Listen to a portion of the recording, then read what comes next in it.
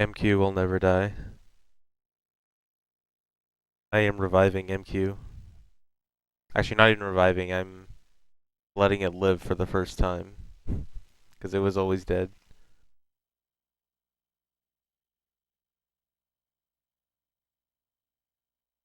But really, I will probably stop playing MQ after this.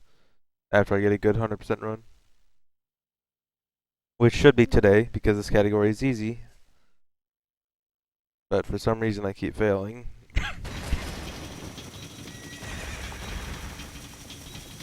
Thanks for the 2-month resub, Cheeto.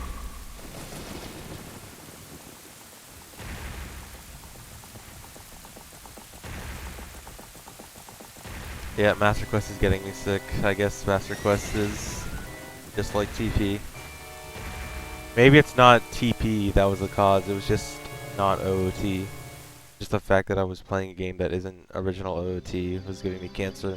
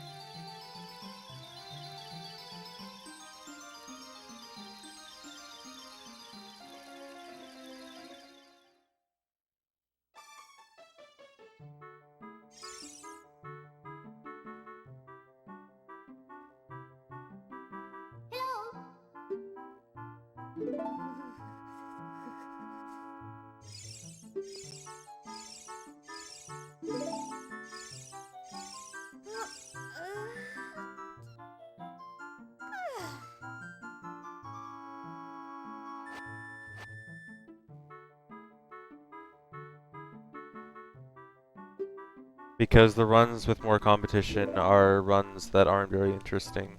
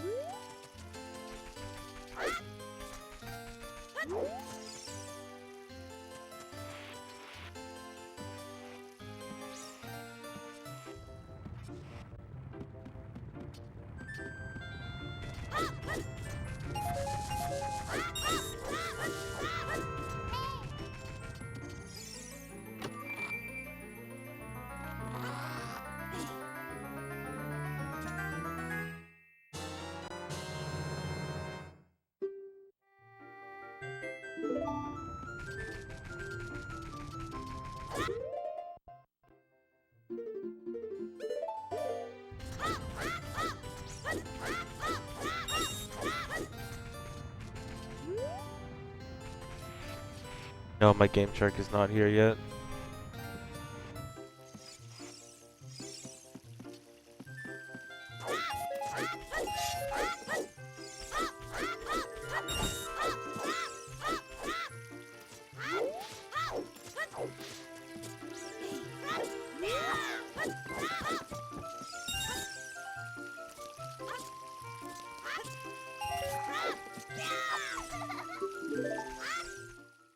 Intended categories? Is that supposed to mean like glitchless? Because glitchless has a decent amount of competition.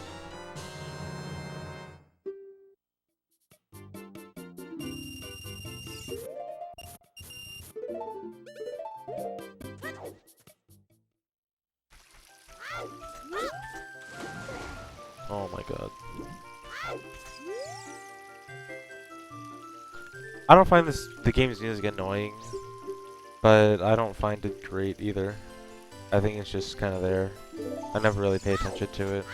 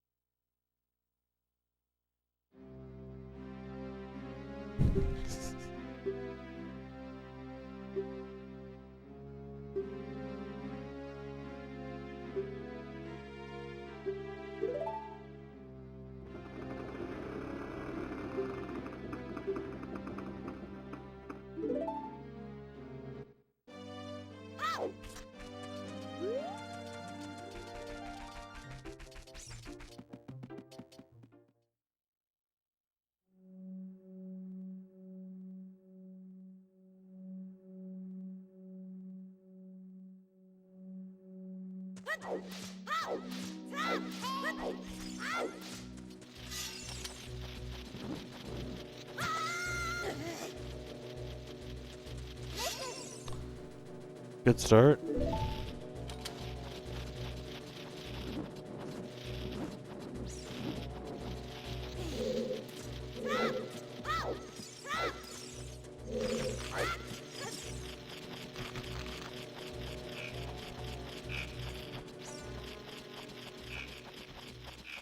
I want sub 450, or more like a decent run, which is probably more like closer to 445, but something not terrible.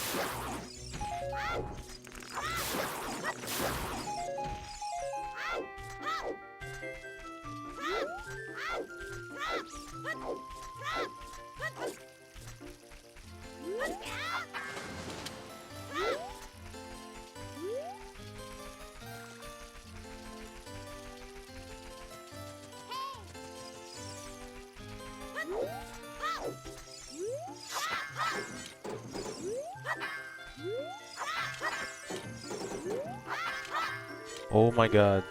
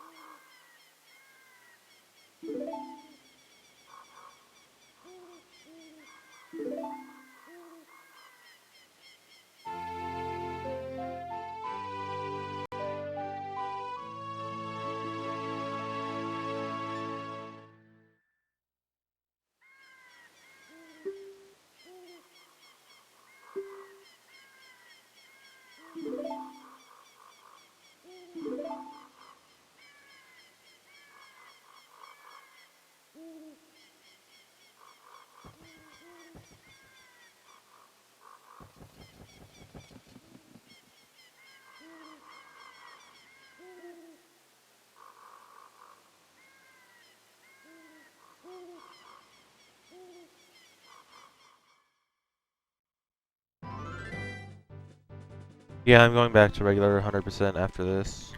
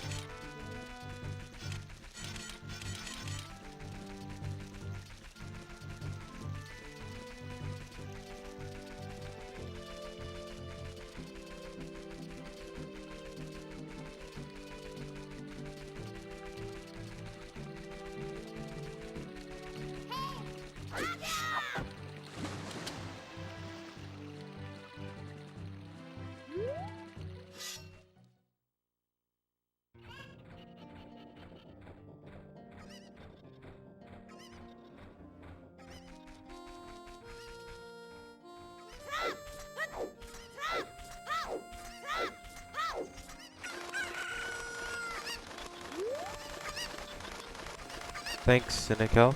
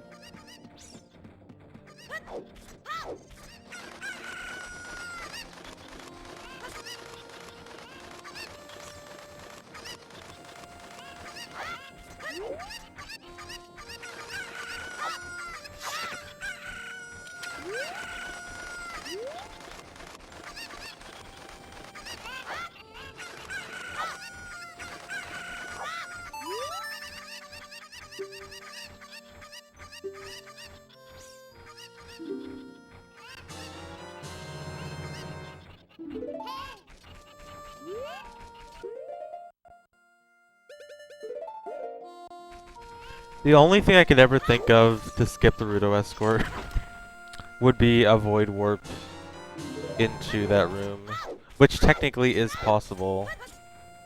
It's possible to void warp and load that room, but it's not possible to actually enter the room without Alta Levitate, and a lot of it. But I honestly don't see a way getting in there from inside Jabu. I can't think of... Well, either that or, like, manipulating some switch to activate something it isn't supposed to activate. And I have no idea how you would achieve that.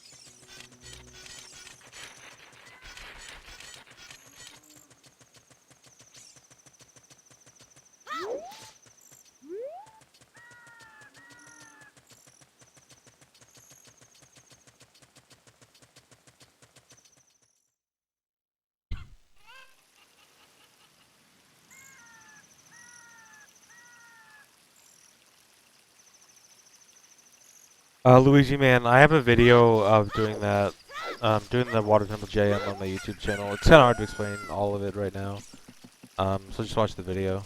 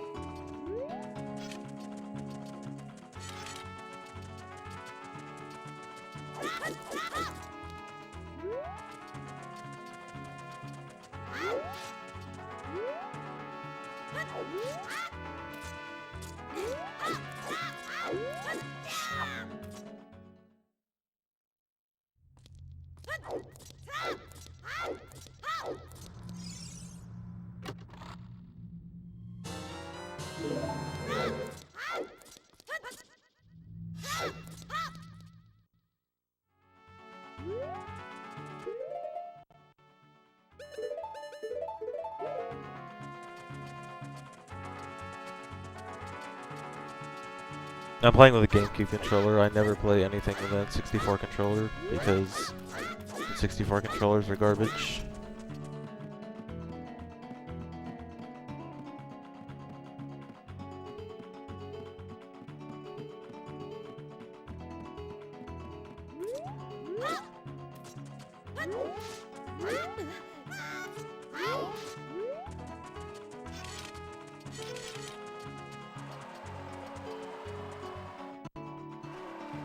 You can play MQ with N64 controller. There's adapters for N64 to GameCube. I would never recommend them though, because why would you want to play with an N64 controller?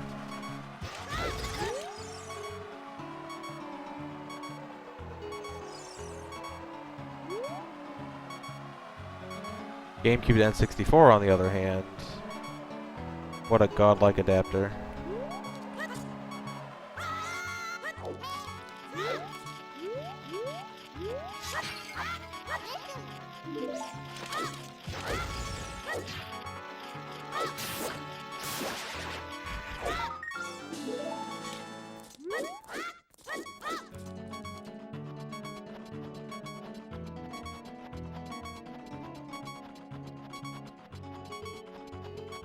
Best part of a GameCube controller is just all the buttons are just in the right place. Everything just feels really nice, especially the control stick. Control stick is so good.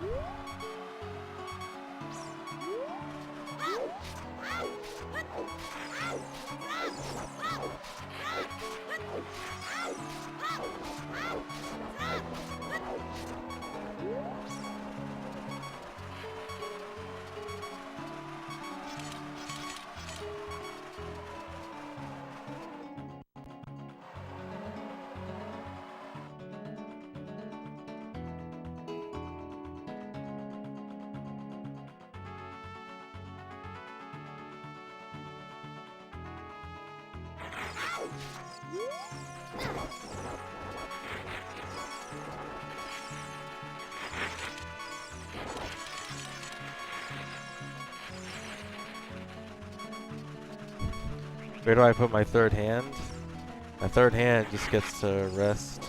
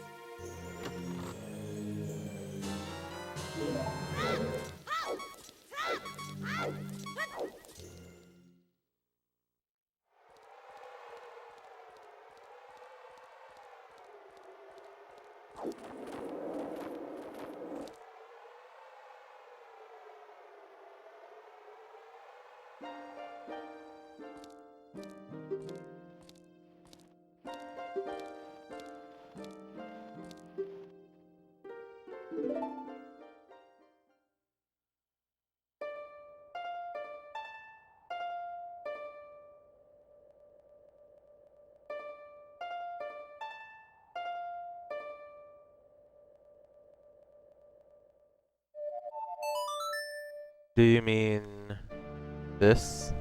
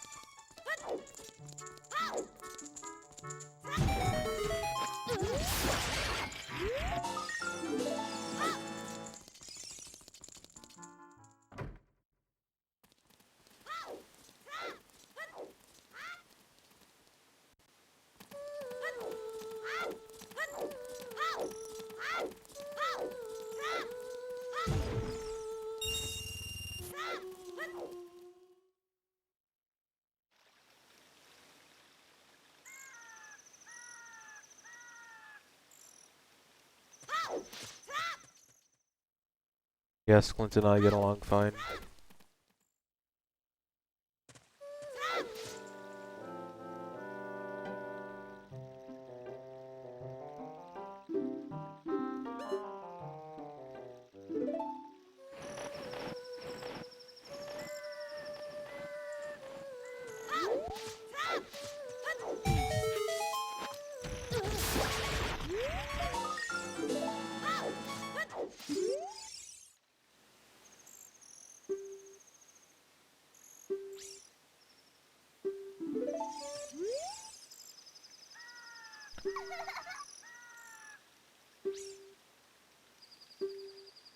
No polar bits because after the Requiem cutscene, your time of day gets set to late afternoon.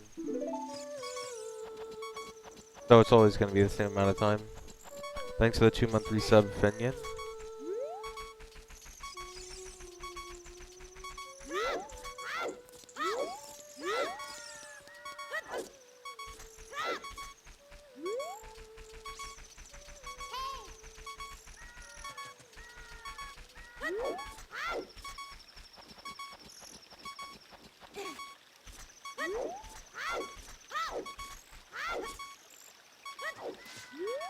My goal is just a non-terrible run.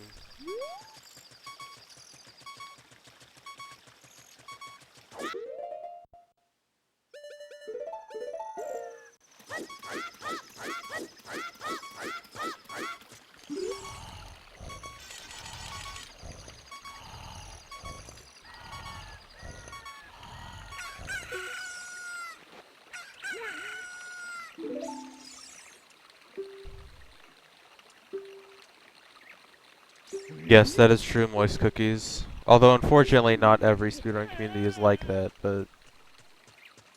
yeah. Thanks for the sub, Baffling Amoeba.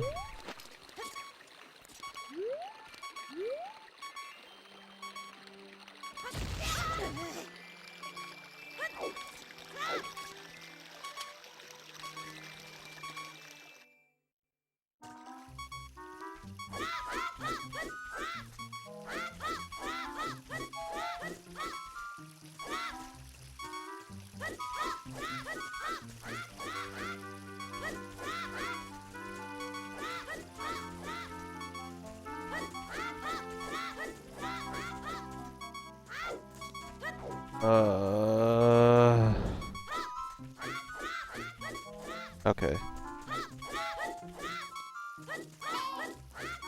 I hate having to risk that.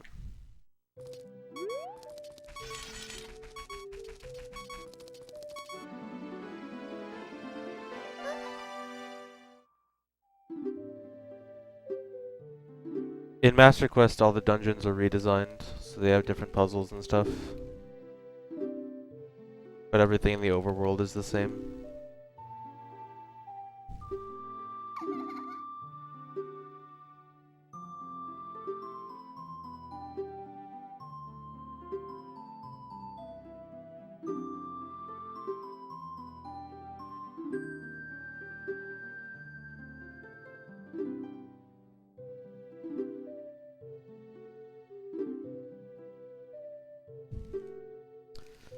Not anytime soon, Zess.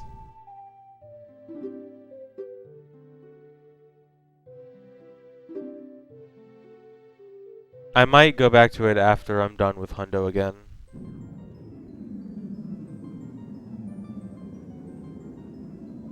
You can't skip the cutscene because it takes priority over the stuff that you would be able to use to skip it. Like, you can't die at the same time, you can't white out at the same time.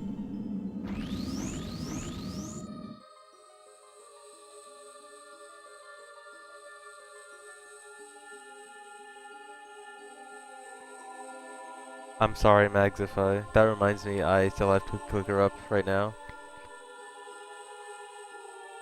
Oh, never mind, I don't have... I'm still waiting on enough cookies for a time machine.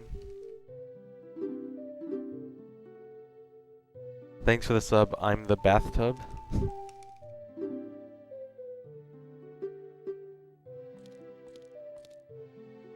That's an interesting name.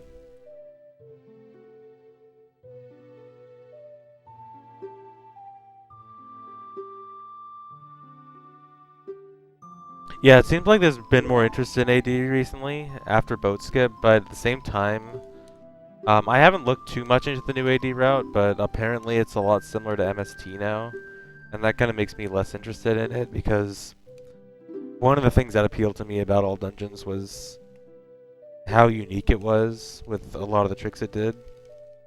And if it's more similar to MST, that means a lot of that uniqueness is probably gone. Not to say that, like, again, I haven't looked too much into the route, so I don't know for sure, but that kind of makes me worried a bit.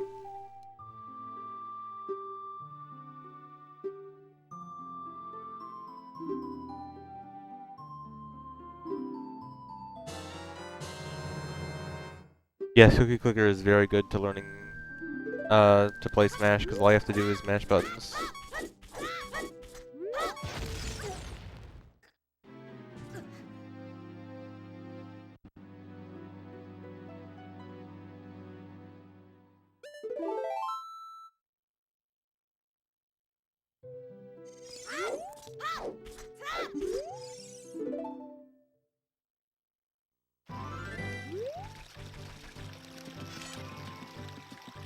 I guess MST with the boring stuff taken out could still be good.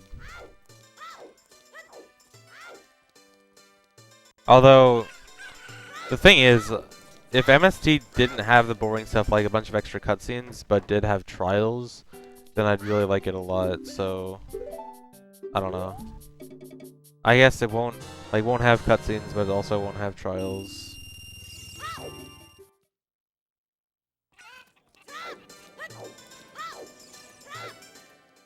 I can't believe it either. I thought I was done with Cookie Clicker.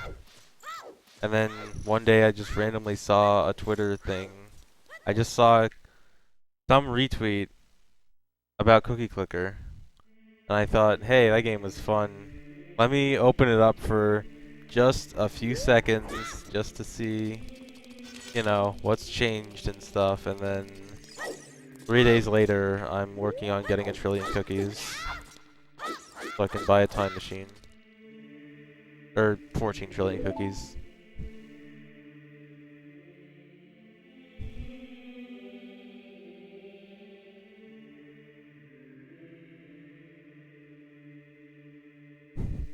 Yeah, there's a lot of new stuff that wasn't in the game when I played last time.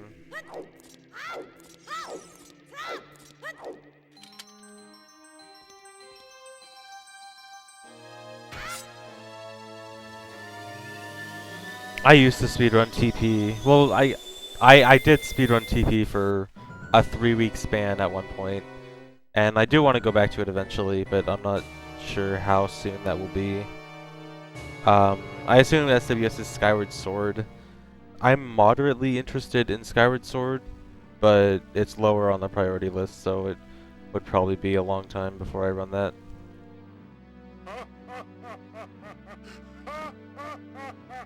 Right now, I am at 310 million a second.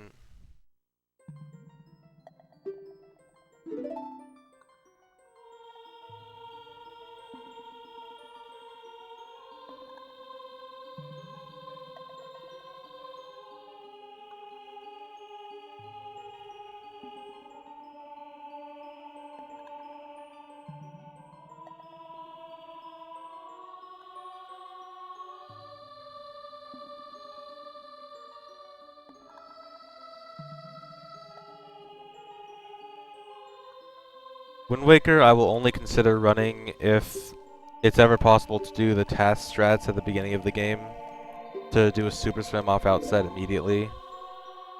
Because right now, as it is, the first 30 minutes of the game are incredibly boring, and I just would not be able to stand it. But if you could do task strats and super swim off outset at the beginning of the game, then it would not be that boring, and then I would consider running it, but not until that changes.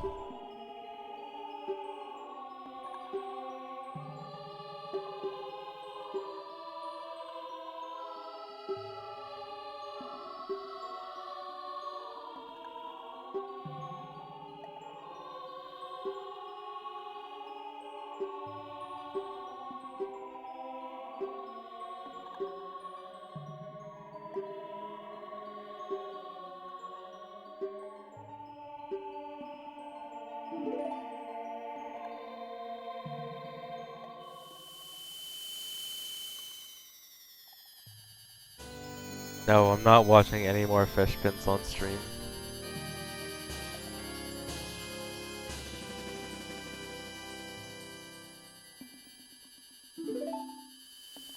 What Super Swim has is what Wind Waker has is super swimming. It's kind of like the swimming version of Hess, I guess.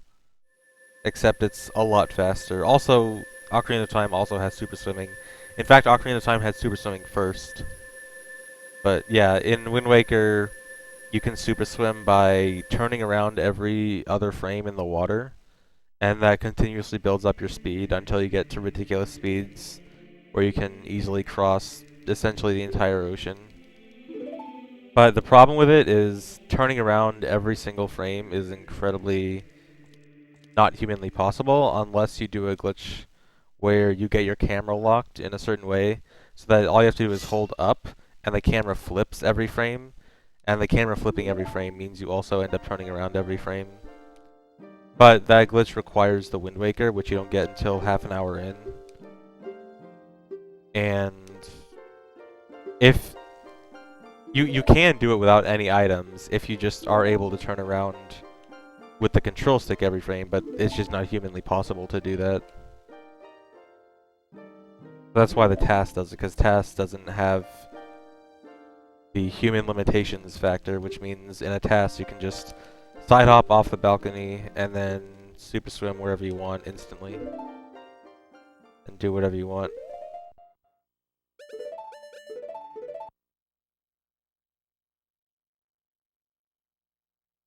Yeah, super swimming without storage was known. Or actually, wait, was it? I don't remember if it was known that you could super swim before storage was found. I want to say it was.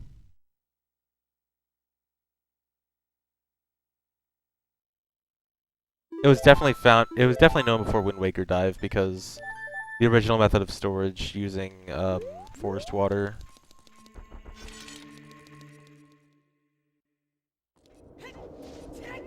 Using forest water to get storage was definitely used for super swims.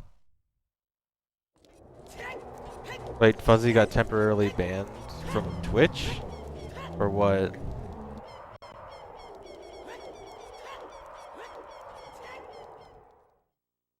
Is this something we should be talking about on stream?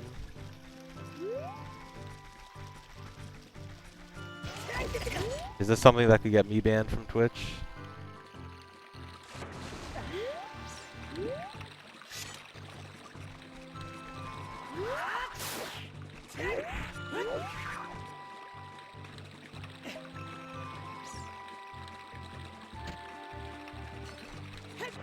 Oh, from my chat, okay.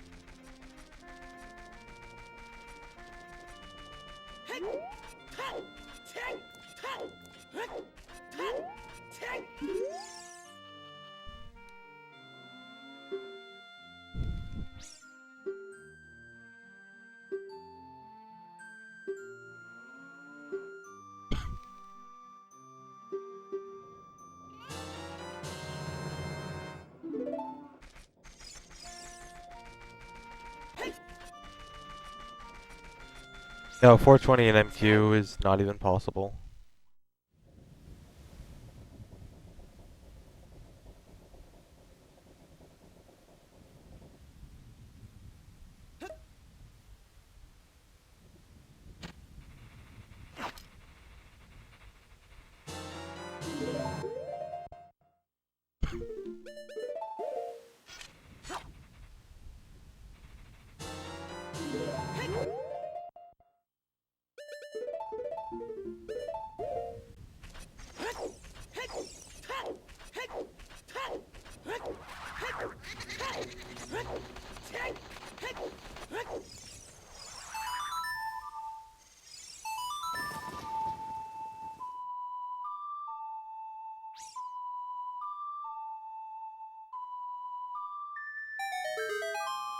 My goal is a not terrible run, which I'm hoping is around 445-ish. Yeah, avoiding out of Bolero is faster than dying.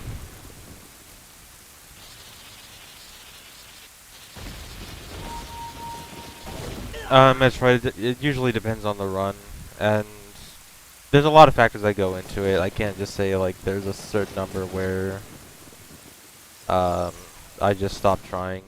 But generally, if it goes past like 6 or 7, then the run is, at least for normal 100%, not necessarily for this category, but if it goes past 6 or 7, then hope is generally lost. Oh my god.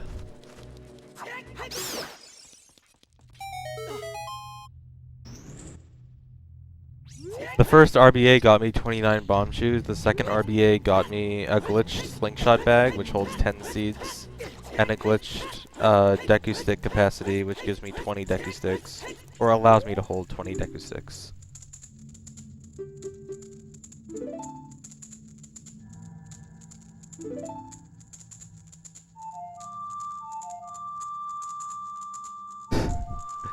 Wow, that's actually really true, Michael.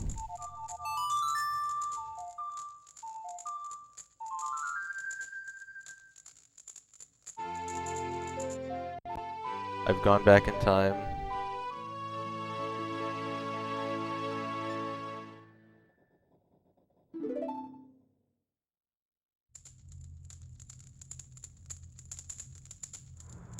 Please don't cheat in Cookie Clicker.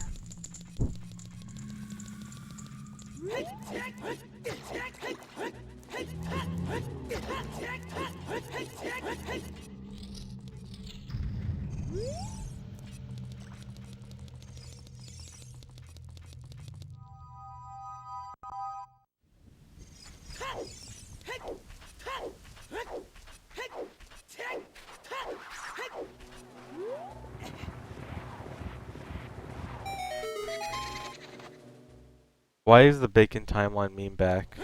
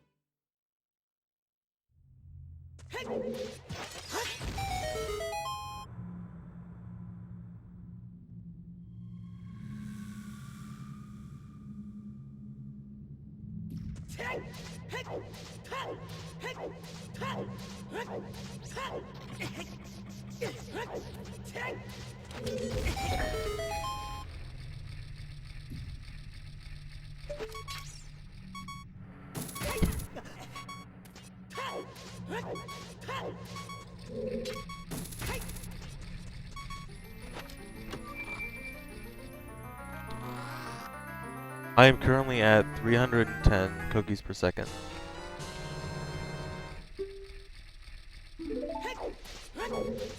310 million. 310 million, not 310.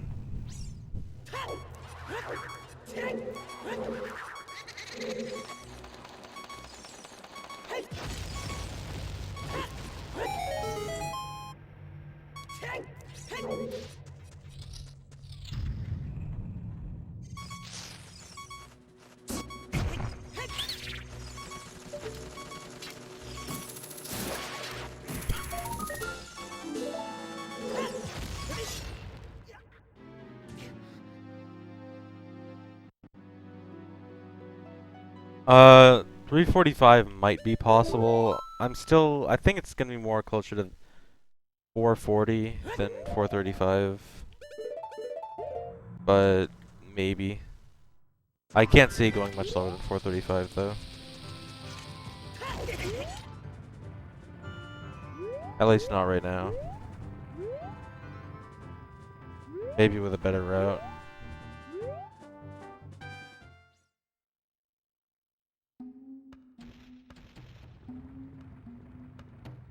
I'm playing Cookie Clicker again because I just happened to see it on Twitter one day.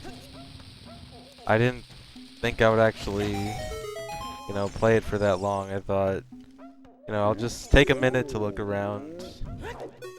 And then one thing led to another.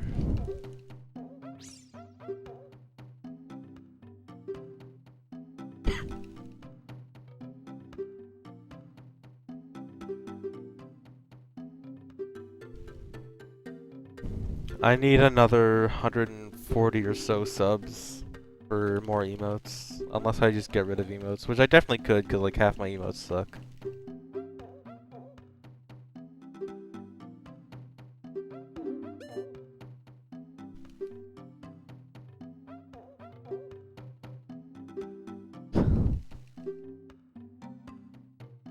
Another glitch exhibition. I've been wanting to make a good video of a glitch exhibition, like not do it on stream, like actually make a nice looking video for it, but I've been lazy about that. I do still want to do that, but I keep putting it off because I keep wanting to speedrun stuff.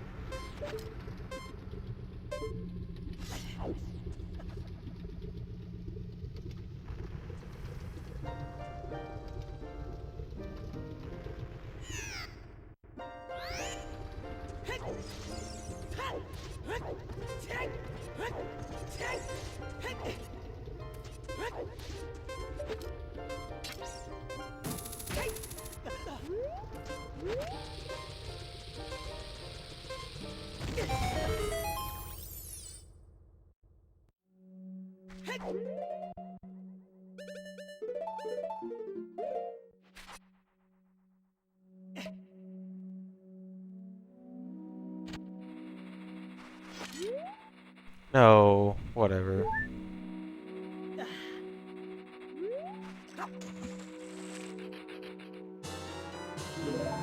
I was supposed to dupe over that Poe instead of drink it.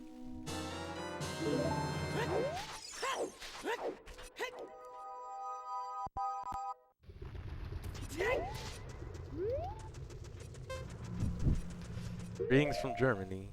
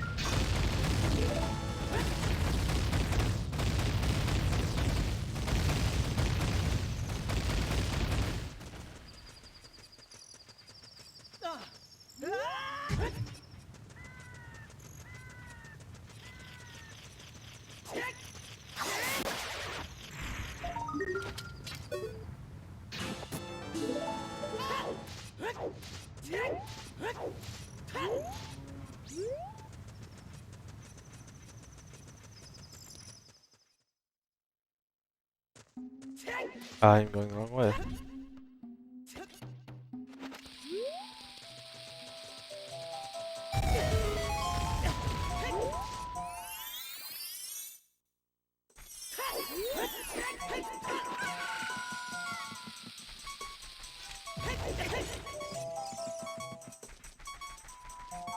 Yeah, this is GameCube. Master Quest is only on GameCube.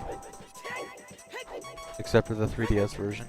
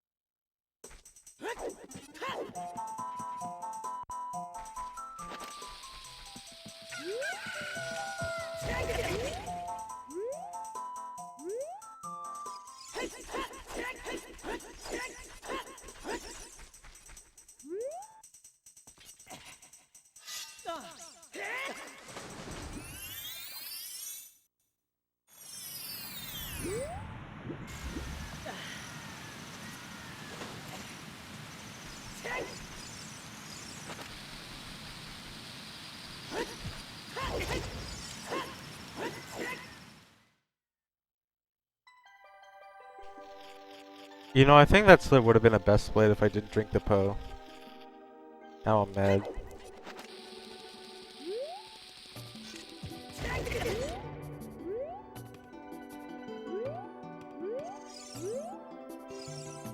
Oh yeah. Medium speed.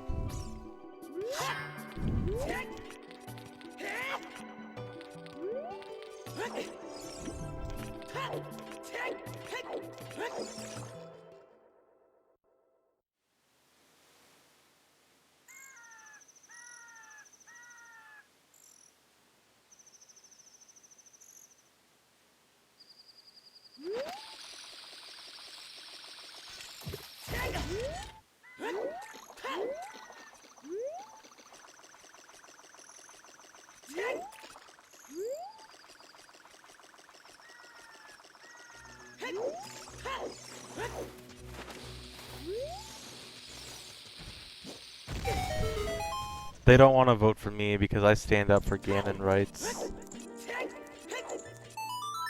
And they're against it.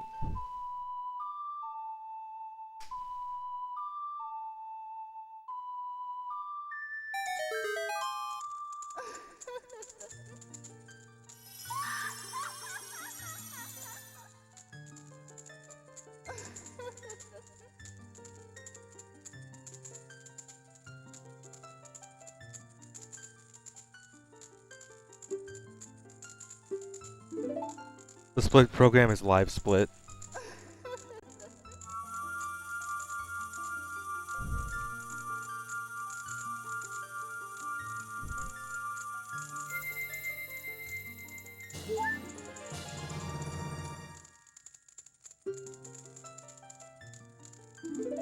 Master Quest has redesigned dungeons.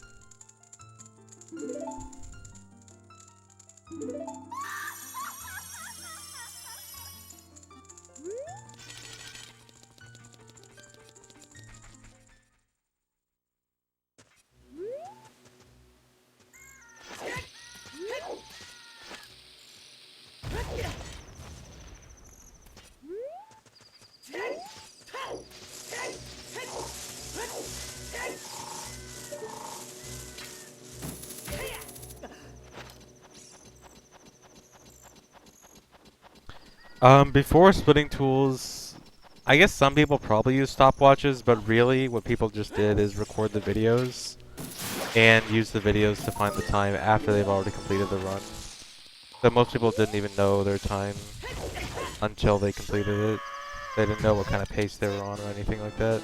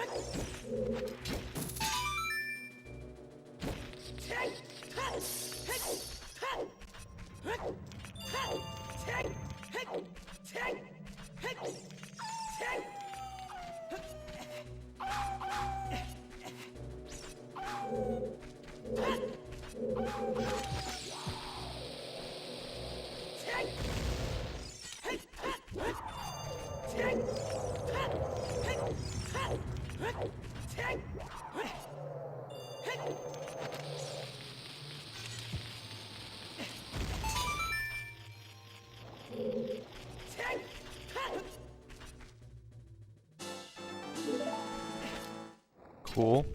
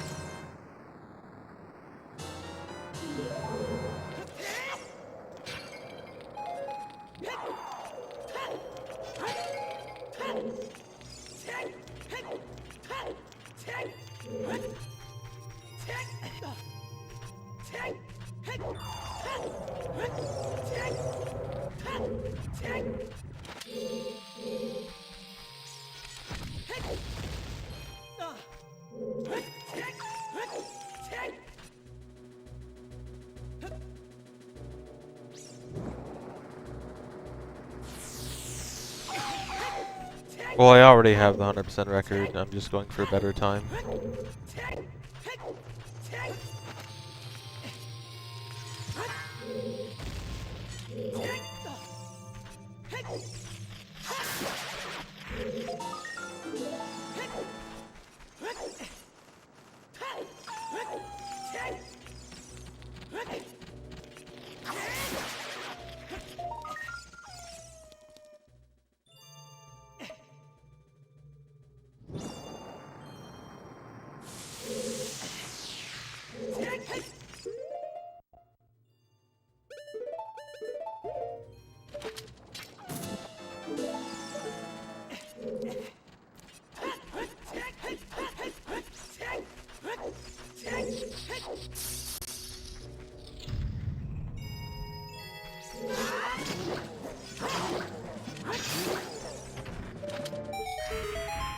I didn't record any of the practice runs I did at AGDQ. They were just done on a TV with no recording. Sometimes with a few people watching.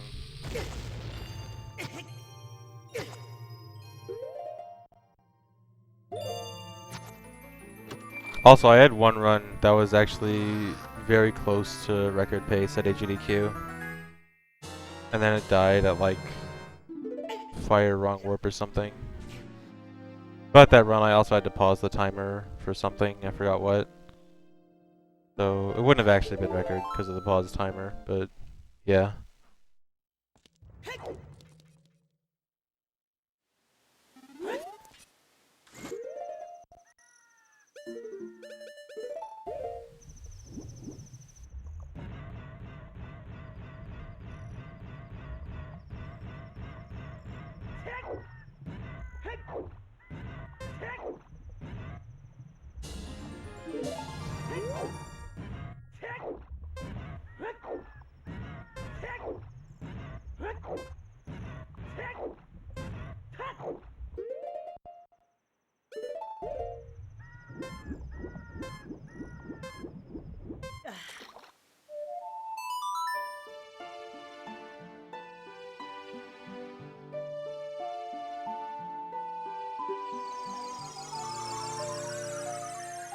I do want to do all dungeons again eventually, but it won't be for a while. Like, I'm gonna do 100% before I go back to all dungeons. And 100% is gonna take a while.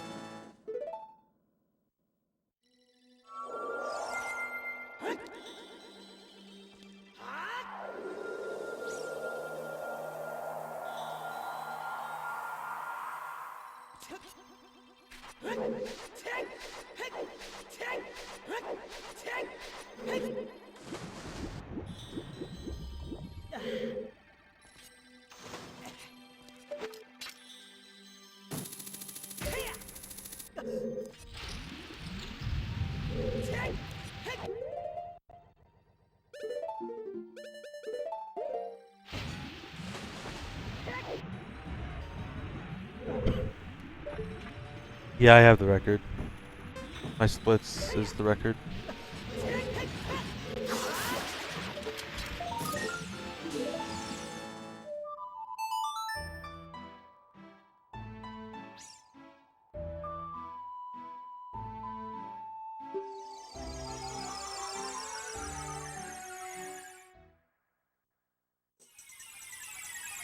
If you're wondering why I'm just leaving the water temple to go directly into forest temple, it's because I want to have the long shot for forest temple, but I need to have the bow after I finish water temple.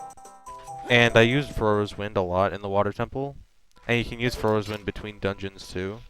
So that means that what I can do is do the first half of water temple, set Fro's Wind in water temple.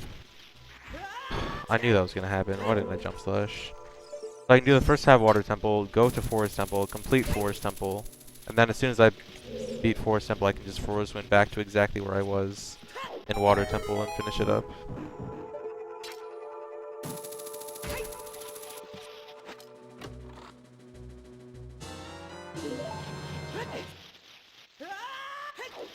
So like the thing with that Skulltula that pushed me off the thing.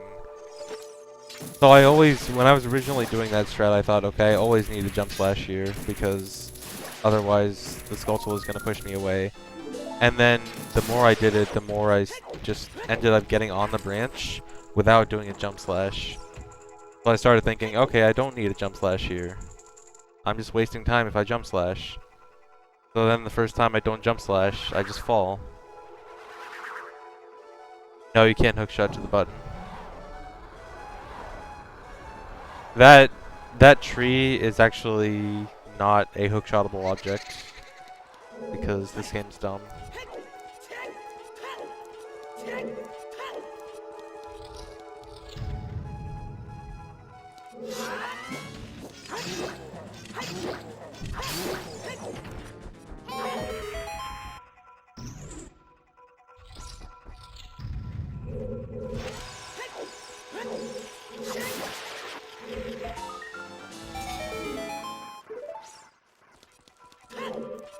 I have to delay closing that text box there, because if I do it too quickly, the game soft locks. And that's no good.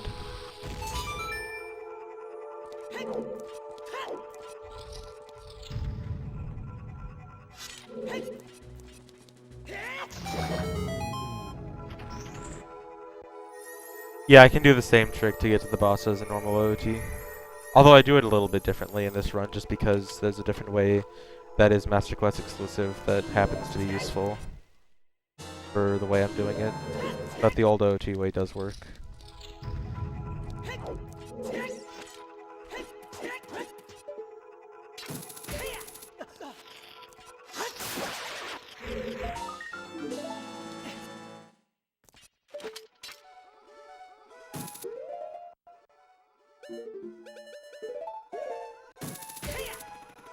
Yeah, it soft locks if you close the text box as soon as the cutscene starts.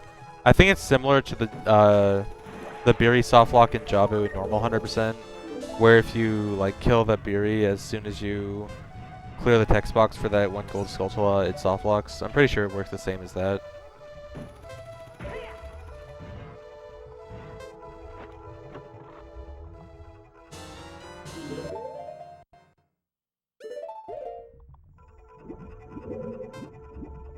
Really, when a trade item expires, I didn't know that. Although, I guess it makes sense. Well, it makes sense in that it doesn't make sense. Which, because of OOT, it makes sense.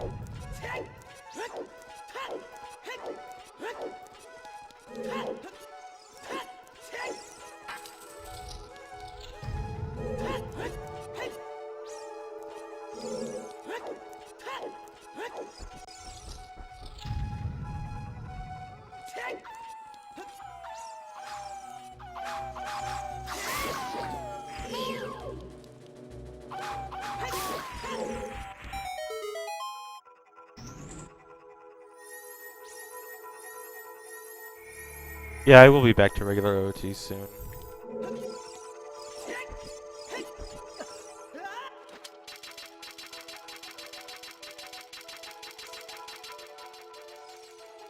I think realistically the best possible time is probably around 440.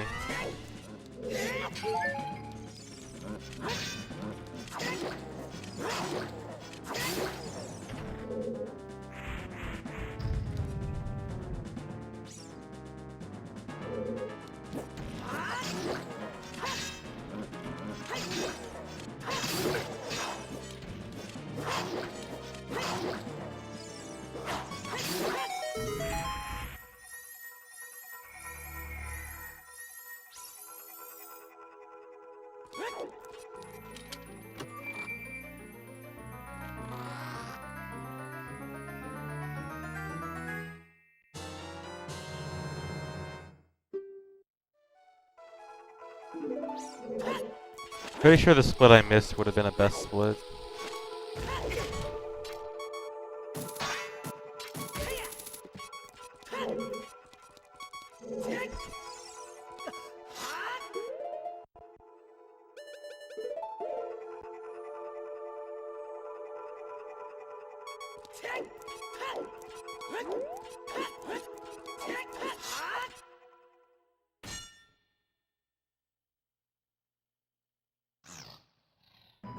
Does anyone know by how much it would have been the best split? Probably by a lot. The hardest wrong warp is Deku to Bongo Bongo without a timer. Yes, all it takes is a side hop to clip. Master Quest has some questionable design execution. The idea is fine, they just didn't check exactly where they want to put it. Exactly how they should put it.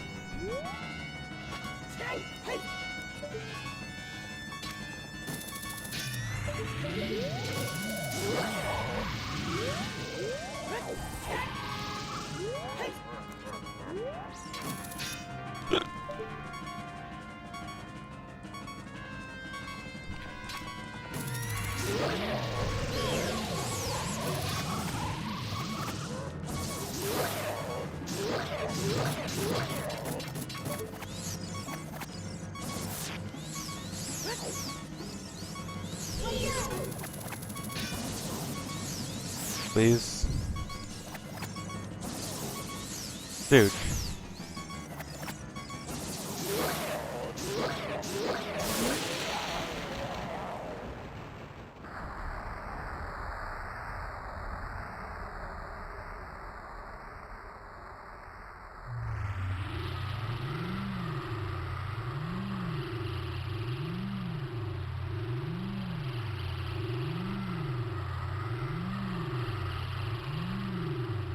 Imapuncha, my best split for Forest Temple said I could only save 20 seconds, and I saved 40. That means I must have saved time on the previous split. Or my best split for Forest Temple was really trash, which it probably is.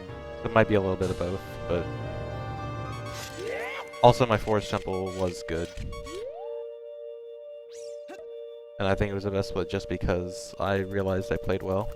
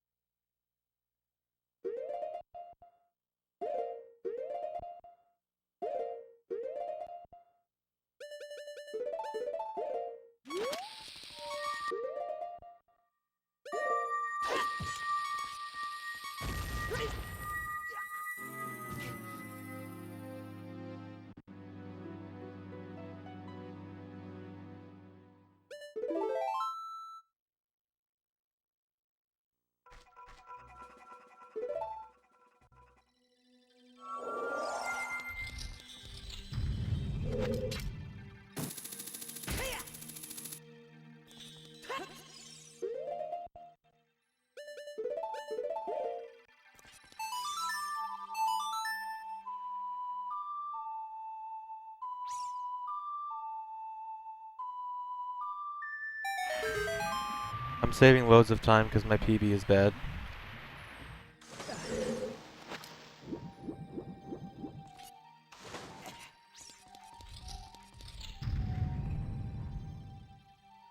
I'll be going back for the heart container later on.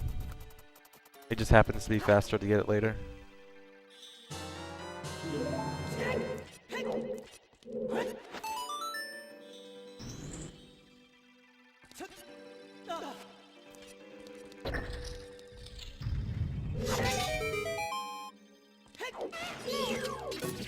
Yeah, my PB is the record.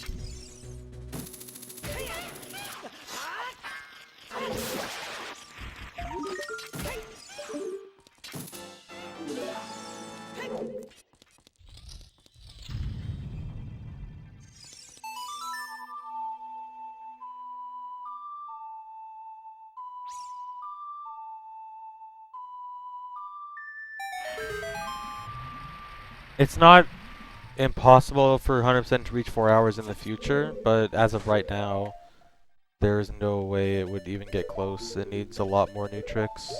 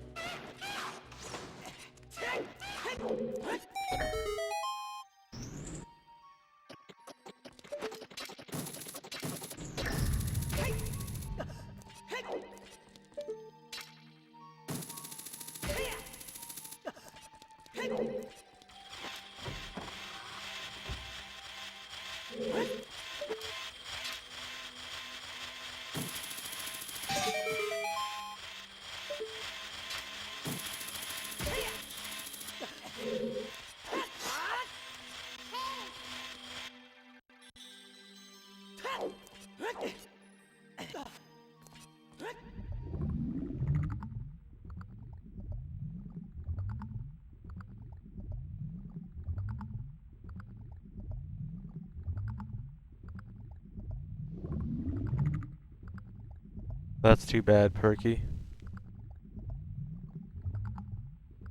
My summon best in regular OT is a low 411, but that's without about a minute of new tricks, so essentially about 410.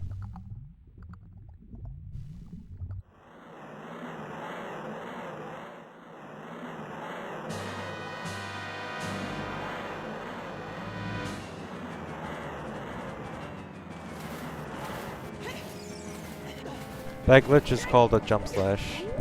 That's all you do to skip that door. All you have to do is jump slash the wall. Nothing special about it.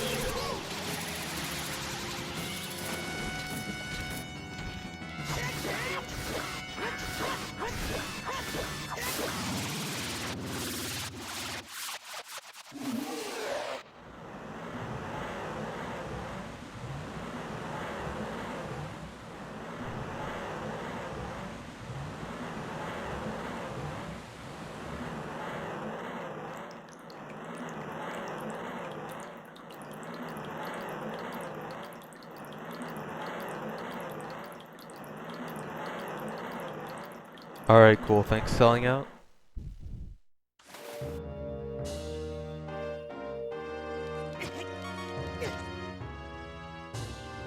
So that means my Forest Temple Stow is also a best split. Or most likely, at least. Or wait, no. Maybe not, I don't know.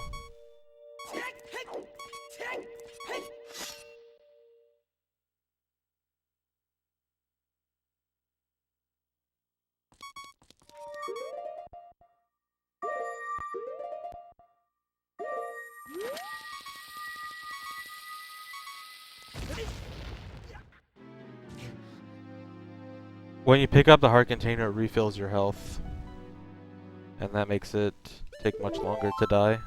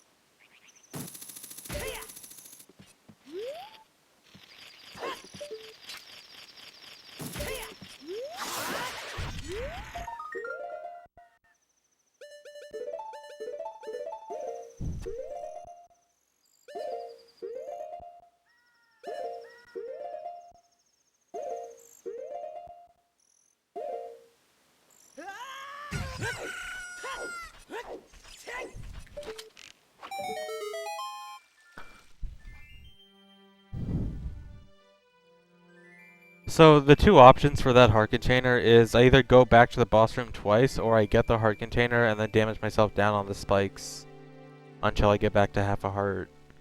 And it's about the same time either way. But also, I can use the blue light to get back up here, and otherwise I need to use Serenade.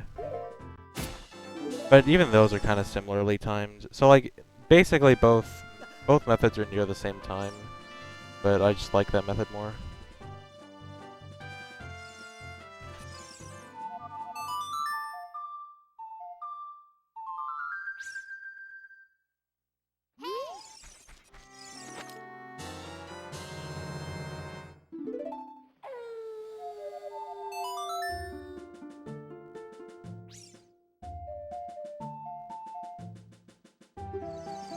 That's why I don't get that Skulltula directly.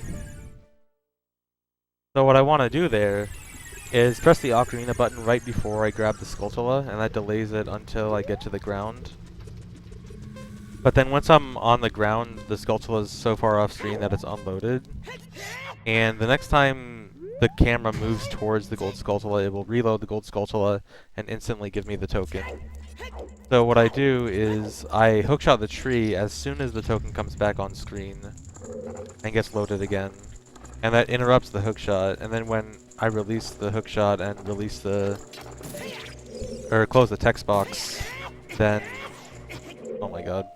Then, it gives me a giant jump, and I can use that to cross the gap to fire arrows.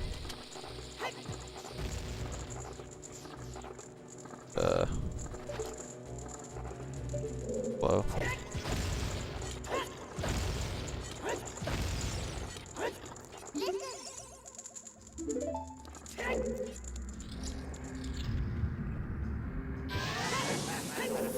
Yeah, 000 works the same in MQ. All the glitches work the same as in the 1.2 version of OOT, which basically just means Bongo Quick Kill doesn't work and Eyeball Frog Early doesn't work.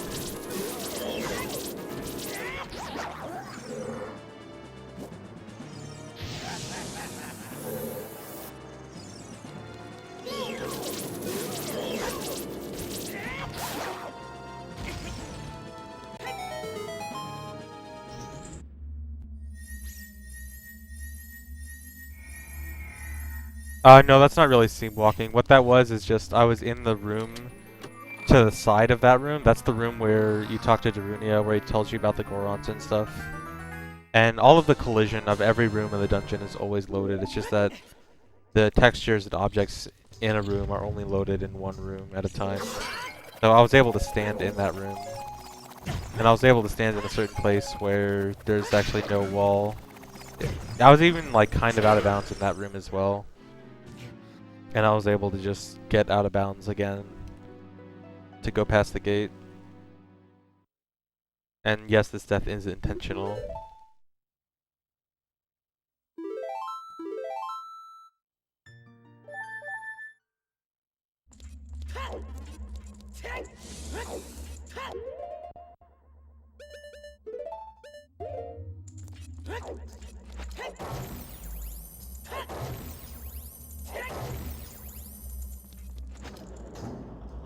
The dungeons being different means that I can't use the exact same route for normal 100%. There's some dungeons I want to do earlier, some dungeons I have to do later. And that changes a lot of stuff. Plus, early Eyeball Frog doesn't work because it's a 1.0 and 1.1 only glitch. And Master Quest is based on 1.2. And so all of those things change the route a lot. Although the route still has a similar structure to it.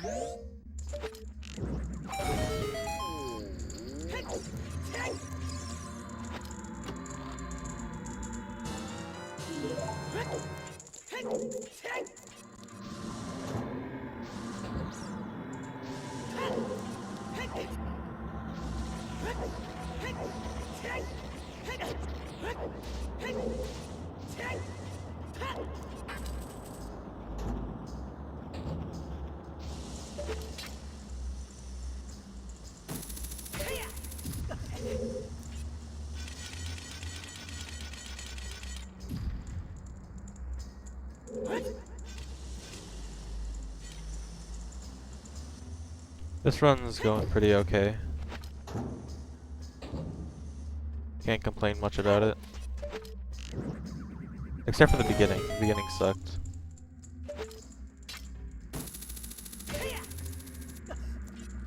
Oh my god.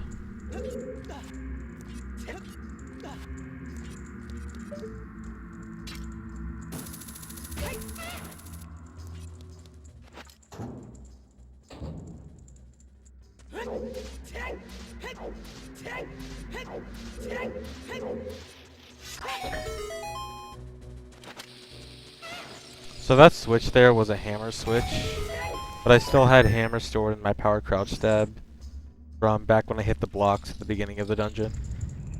So I could just stab through the wall and it hit the hammer switch since it stored my hammer power in it.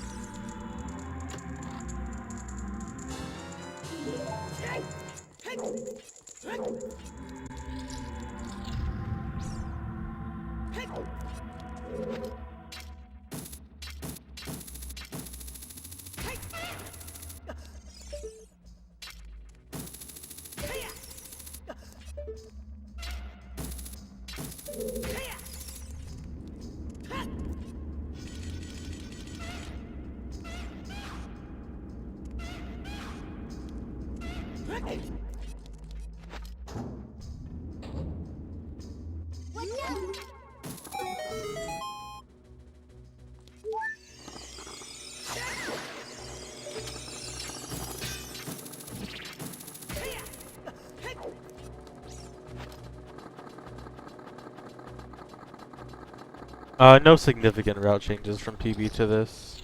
There's some, like, very small ones here and there that don't really affect the splits that much.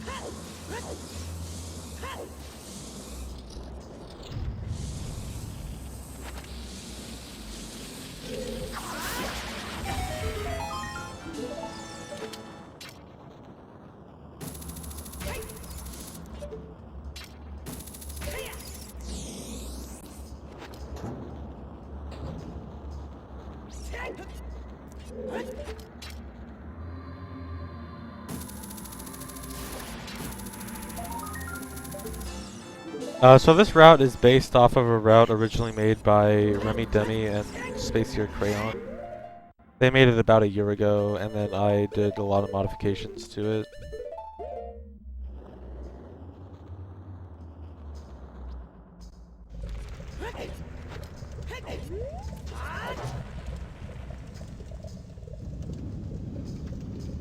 I call them best splits.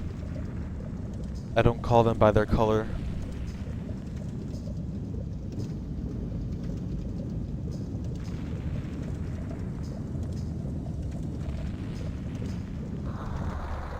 Any percent would be the same as the old any percent route for OOT that got the Kakariko bottle, because you can't do GIM in Deku Tree just because the enemies that drop Deku Nuts don't exist anymore. So you just do the old route, and then there you go.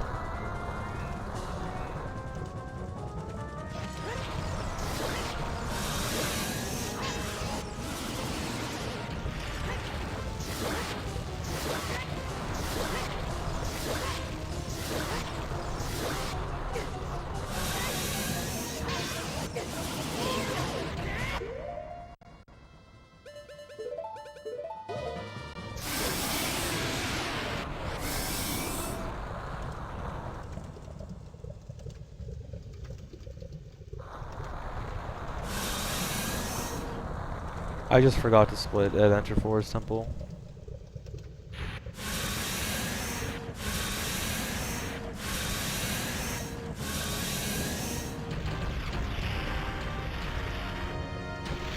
What happens in the boss fight is Volvagia has two hitboxes. One for the one that flies around and one for the one that pops out of the holes. And the one for the one that flies around goes in the under the last hole it flew into, which at the beginning of the fight is the hole right in front of you. So I was just using bomb chews and Deku Nuts to blow up the bomb chews instantly. And those bomb chews were hitting the Volvagia hitbox under the hole.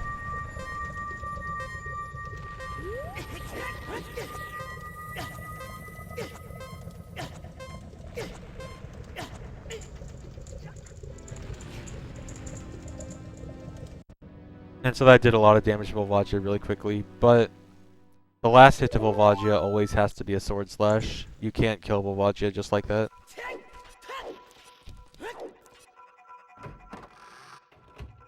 Kinda late split, but whatever.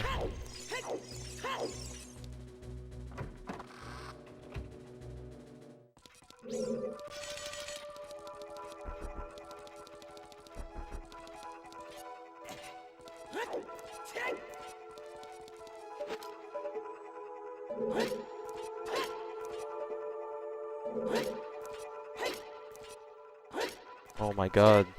Oh my god. Why am I failing this?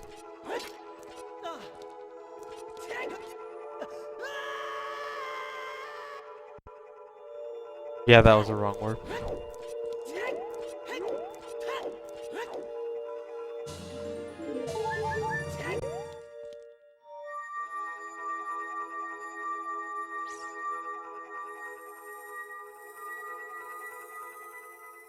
And so that's why I delay the Forest Temple Heart Container.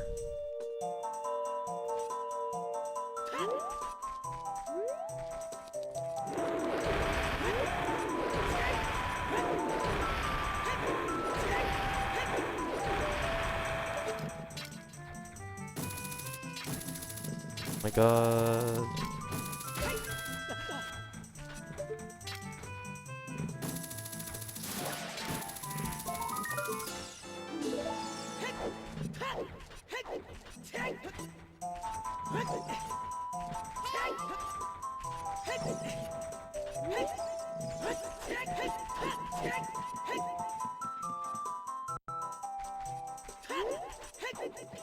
Yeah, so my first trip to Forest Temple I didn't get the Heart Container because I wanted to die for the cutscene skip.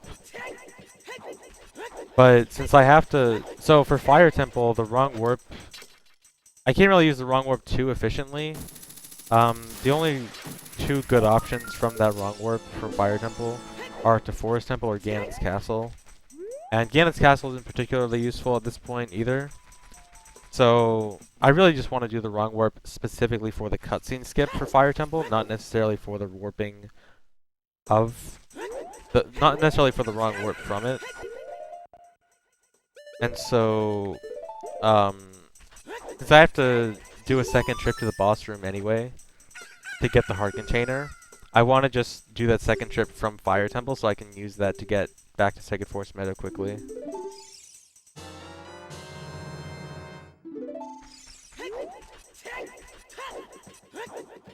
So I just end up getting the Heart Container really late.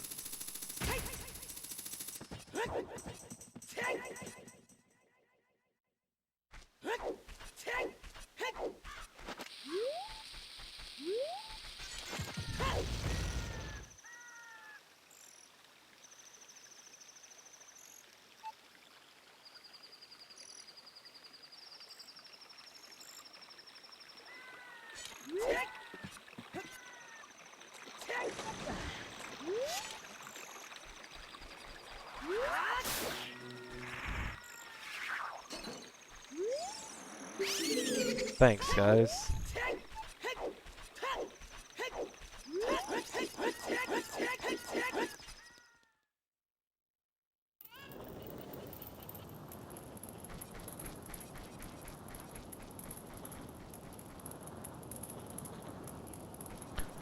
For that case in particular, I just don't Hess because I don't want to fail it. Just because Hessing is more difficult than super sliding on GameCube, and there's not really a lot of time saving from doing the Hess there. Not only that, but I also want to super slide to a more specific place. For that specifically, I really don't want to go on the overhang above the rock there, because I don't want to spawn the Poe up there. I want to make sure I spawn the Poe down below so I can manipulate it to always be a small Poe instead of a big Poe. And when I want to aim for a more specific destination with my Hess or Super Slide, I prefer a Super Slide just because you're always going to go in a straight angle, or in a straight line, and you don't have to worry about like angle changing or moving slightly to the side when Hessing.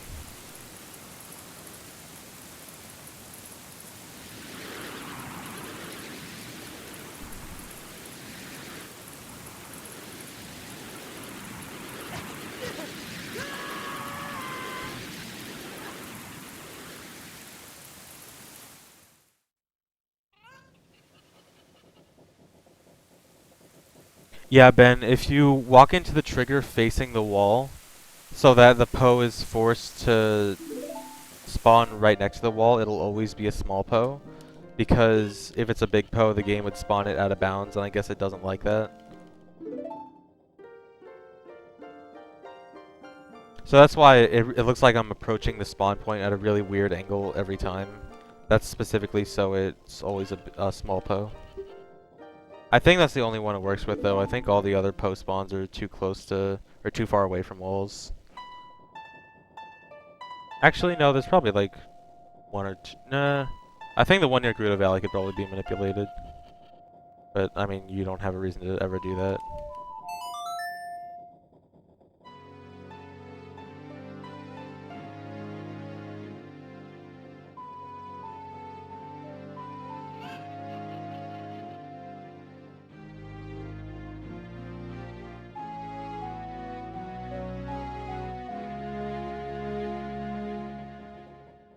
Oh yeah, the rock wall one should work. Actually, I don't know if that would work because I think if it spawns like in the wall, it just kind of moves it upwards instead of.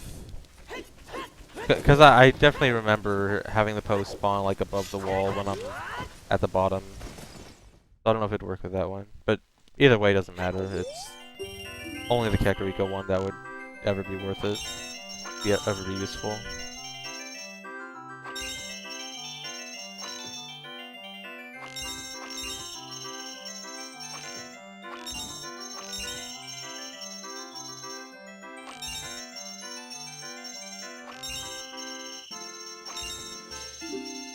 I hate when the jumping rupee is the last one, because I always try to shoot early on some of the other cycles to try to get the jumping rupee earlier. And then when I just keep missing and it's the last one, I look like an idiot. But then when I snipe the rupee early, man, I look so cool.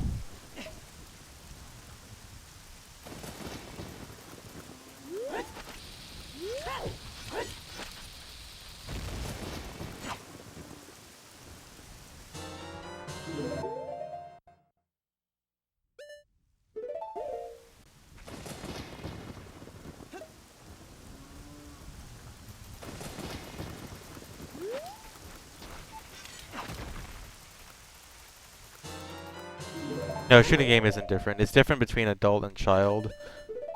As child, the order is always the same. As adult, it's random.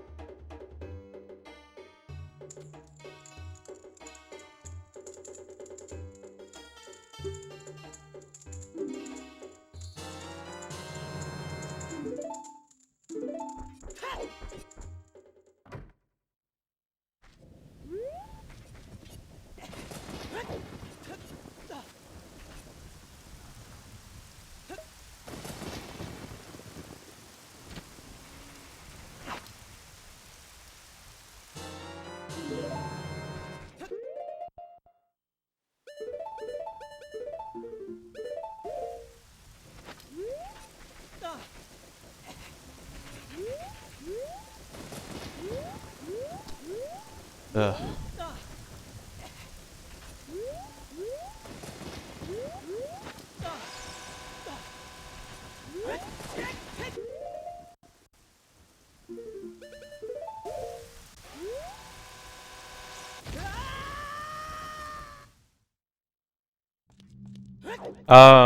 I know some of what the dialogue is saying based on my memory of playing on English, but I wouldn't be able to like read it to you.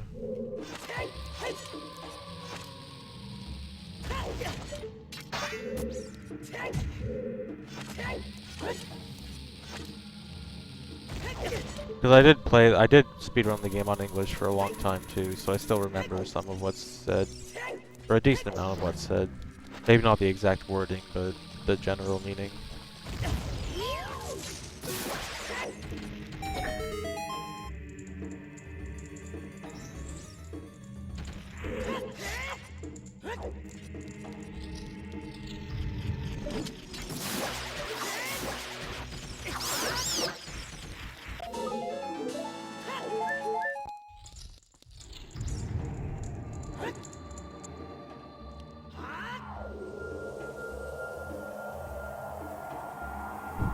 No, I do not know any Japanese.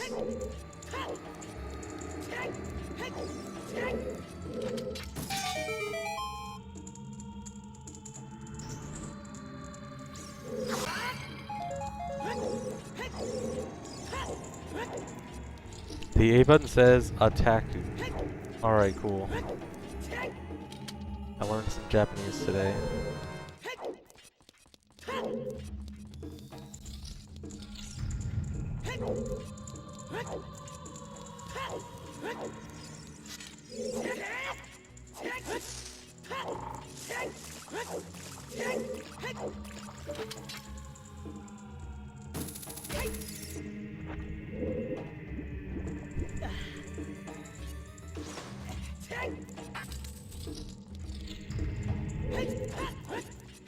Yeah, Ben, and the stones, because RBing the stones early also means that I get the Ocarina of Time early. So I can use Decatree Wrong Orb at the end.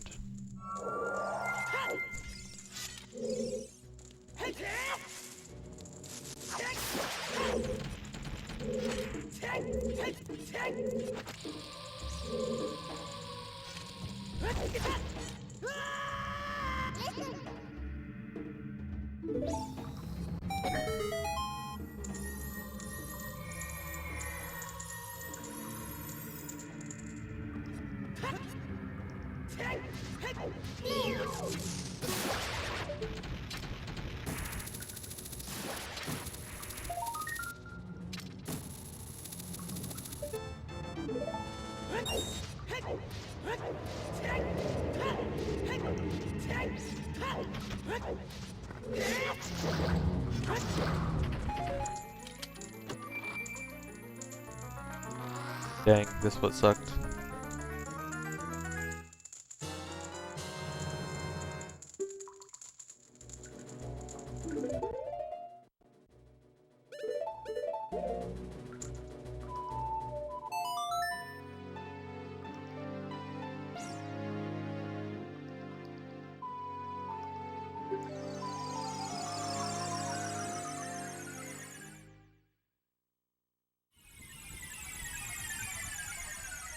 The only difference in Master Quest is the dungeon, so it's a decent amount different, but not entirely different.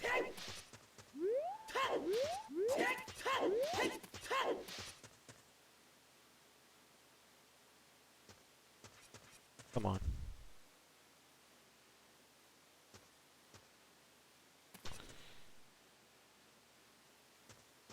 Come on.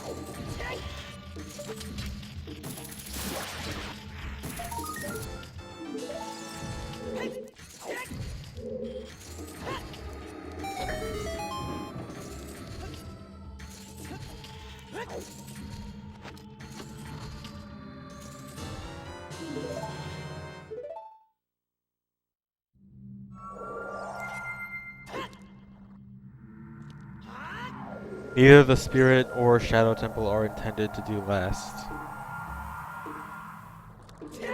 You are able to do them in whatever order you feel like.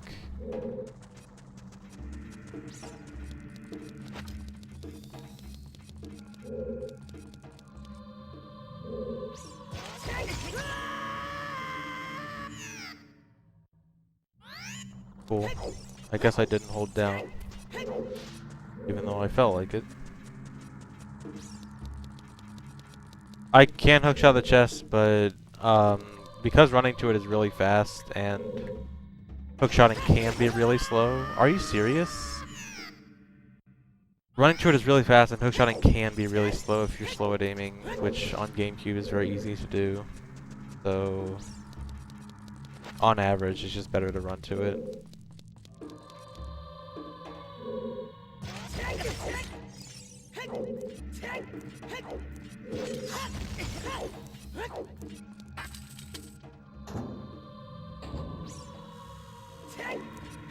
Mad.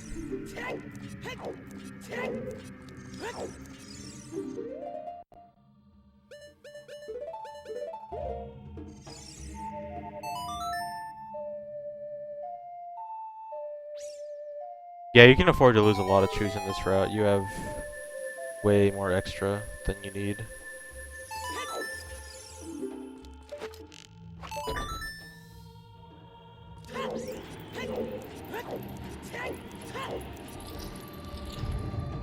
Already losing time.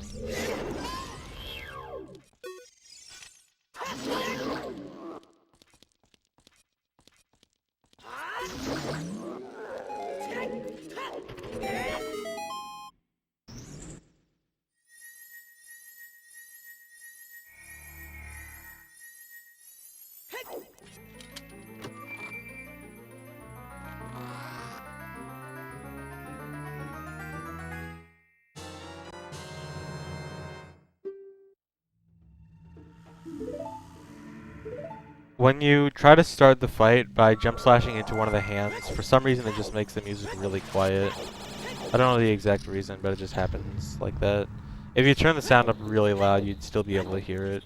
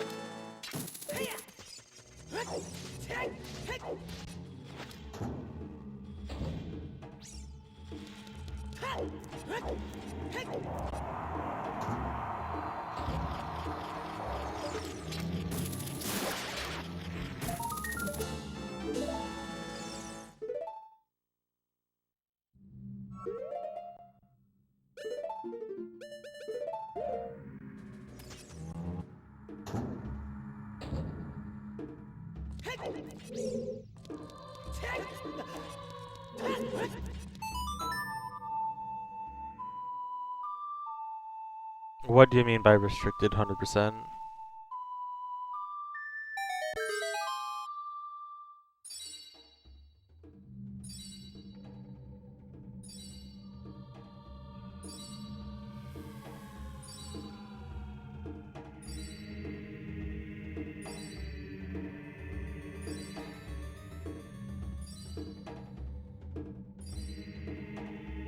Yes, this uses all glitches that would save time.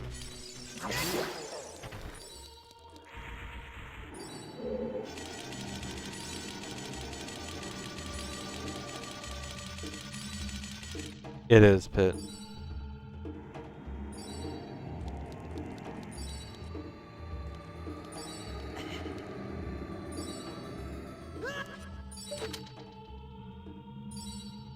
My favorite dungeon is either Water or Spirit Temple.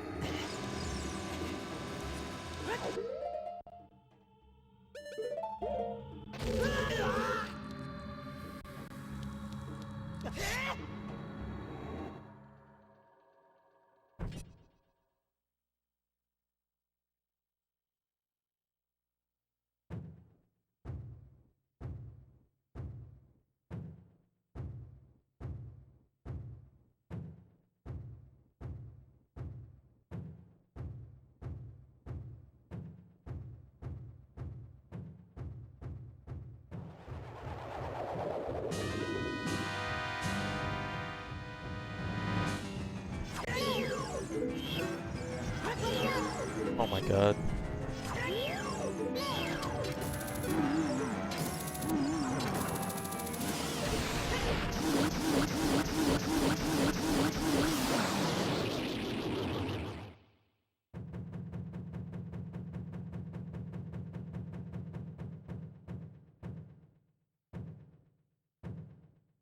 Bongo from Decatry would waste a huge amount of time because there's a gold skull right before the boss door. So I have to go to that room no matter what. And I also use the Decatry wrong warp to go to Ganon's castle, which saves a huge amount of time later on. And you can only wrong warp from any blue warp once, which means I wouldn't be able to do it, so it's just a huge time waster to do that. It's only useful in categories where you don't get gold skulltulas, and even then it's... Where am I?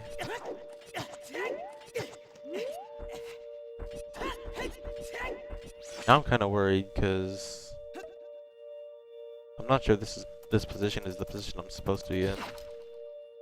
It should work anyway, but I don't know.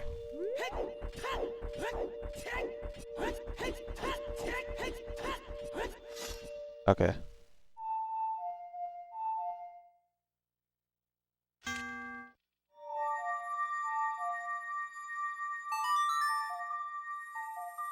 I can speak English.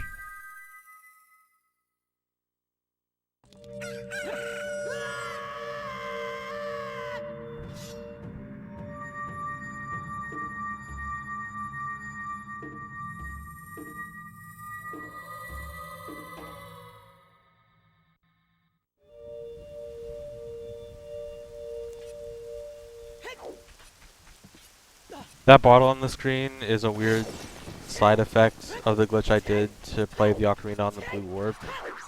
I'm not sure why, but for some reason, it just decides to load the last graphic that was on screen. In that case, it was when I caught the bug in the bottle, it was that icon that showed up, and it just decides to load it for some reason. I just like the look of it.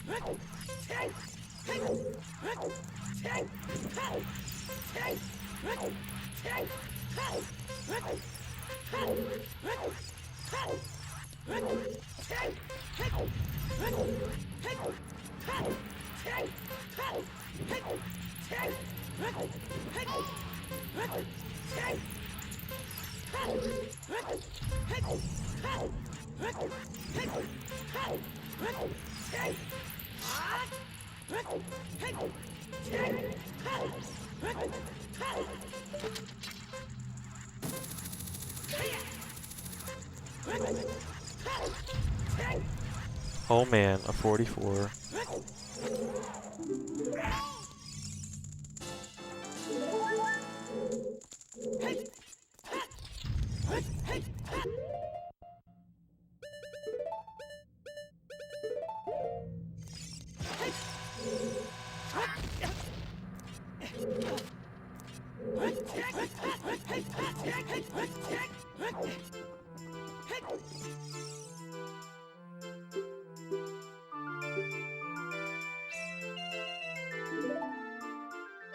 So the reason I do the Dampe race in 2 trips instead of 1, like in normal OT 100%, is I can't get Song of Storms until after I RBA the Odd Potion, which I did right before Bomb of the Well.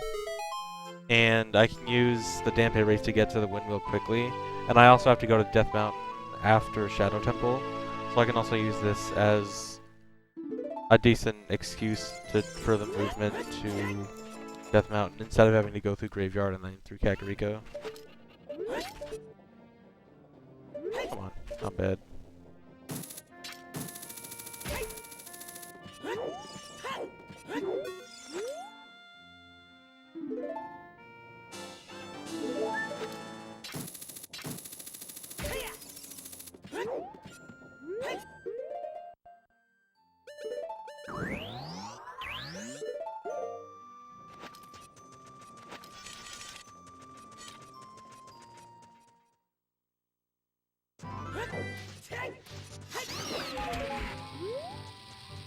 Did I just get a bomb drop? Pectite? I couldn't even see what I got.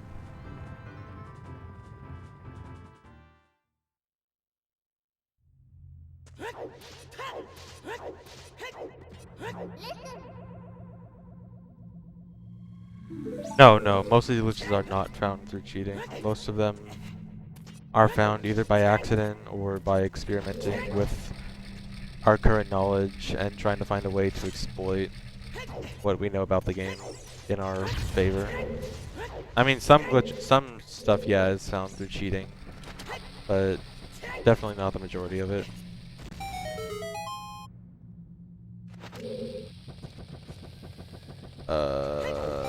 Okay.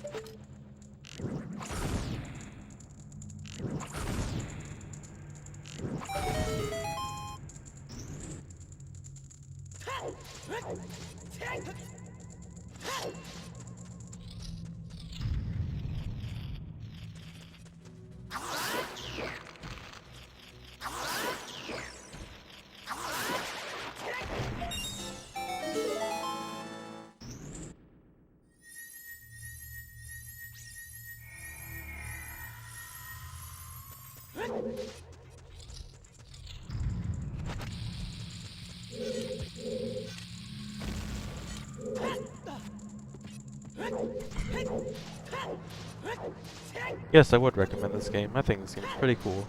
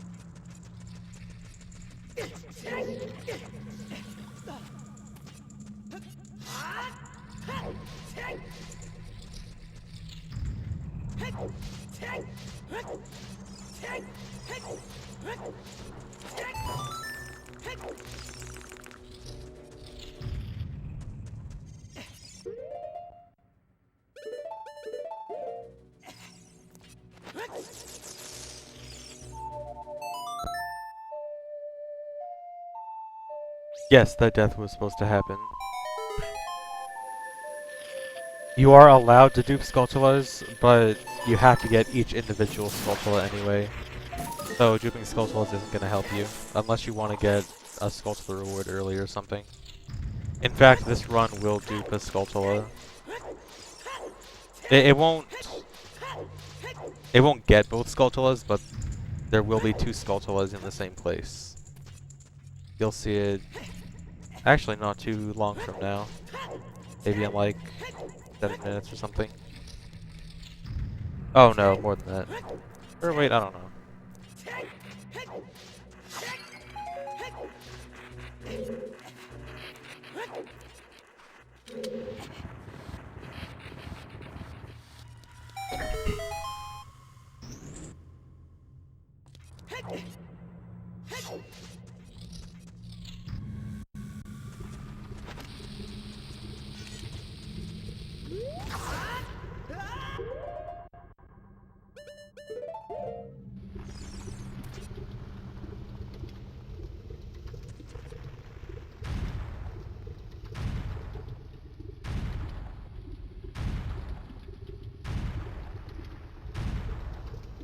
No, MQ 100% is much slower than normal OT by about 20 to 25 minutes.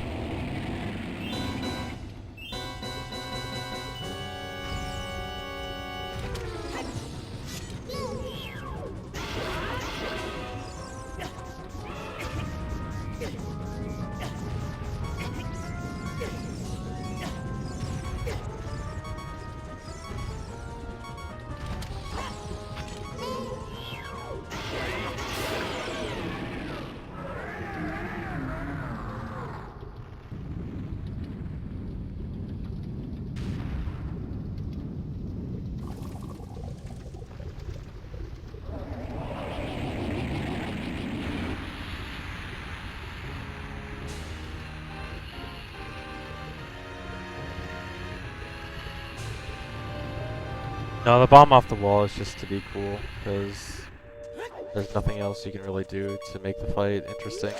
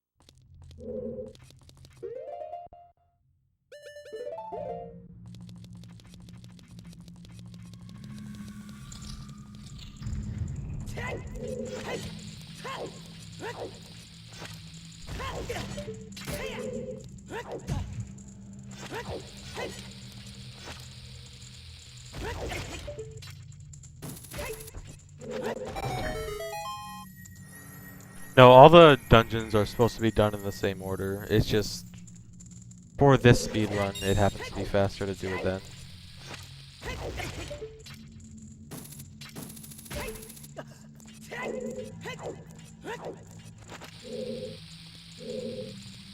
I don't trust that, actually.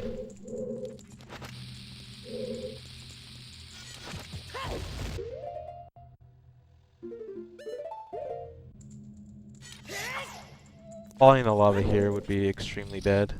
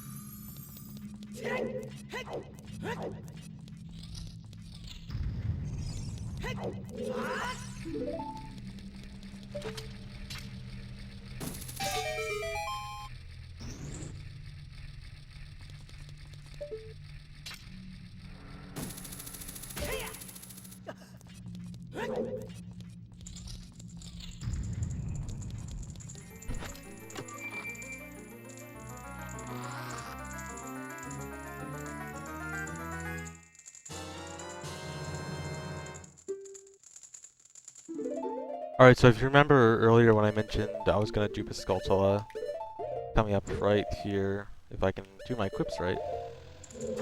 So to get out of Gerudo Training Grounds, I want to go back to the loot room for lava, and fall in the lava.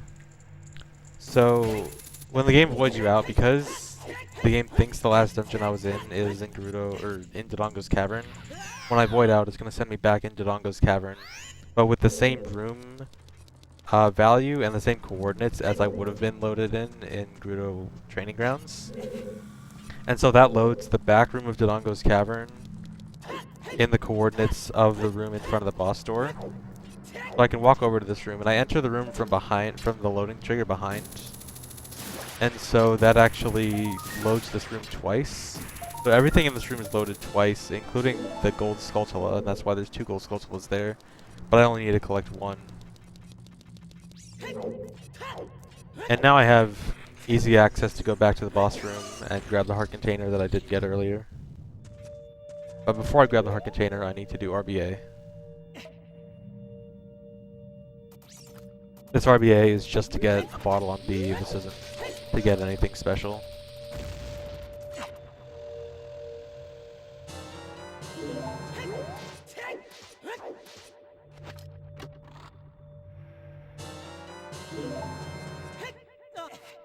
Please.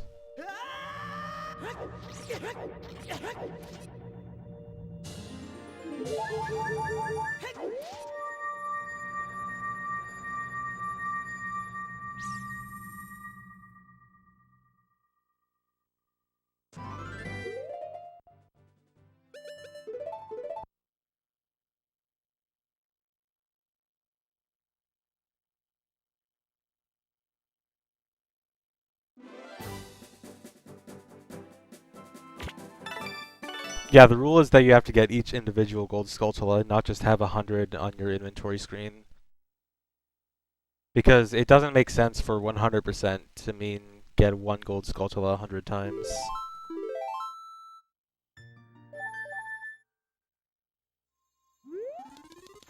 So the reason I had to get bottle on B was so that it would become a Deku Stick after save warping. And Deku Stick is so that I can do adult Door of Time skip and be able to get a bottle on B when I go back through the door. So that I can get a bottle on B right before I become a child again.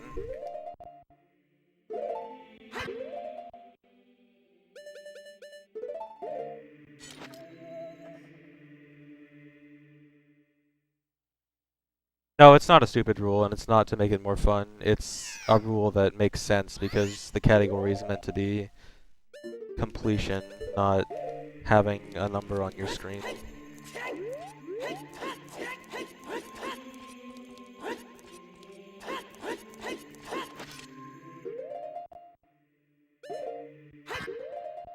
Too late. This is bad. I better not fail this.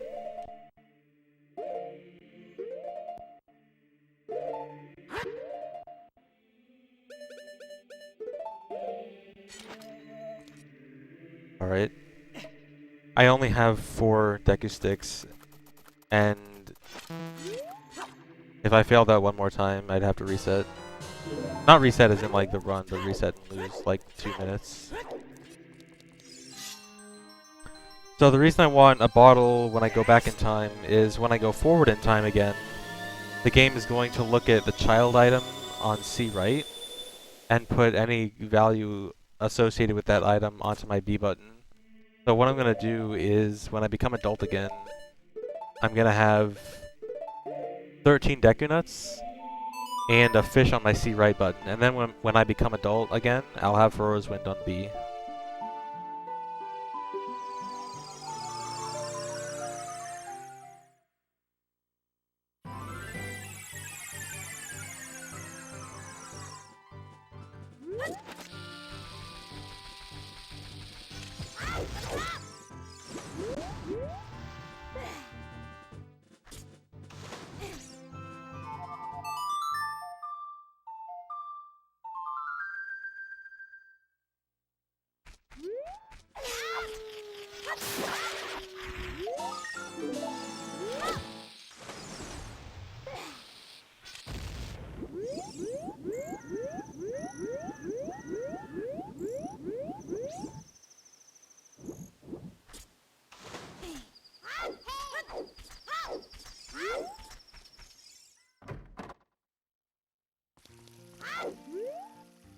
The next big time save is, I think, I think it's at like near the end of Child 2, actually. I think most of my Child 2 is pretty good. But I can save a minute right at the end.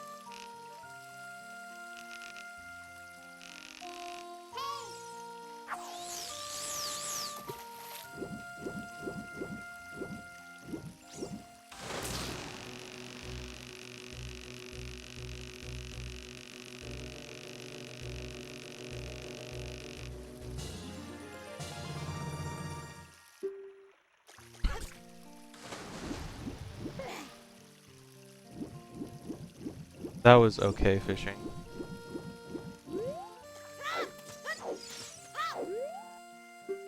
Could go much worse.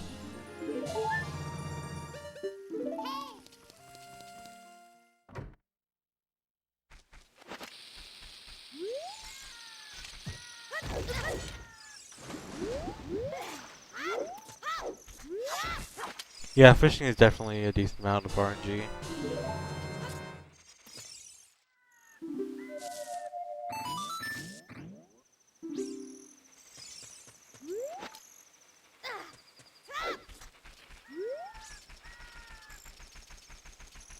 Dude, I hate crunchy peanut butter. Do not accuse me of eating crunchy peanut butter.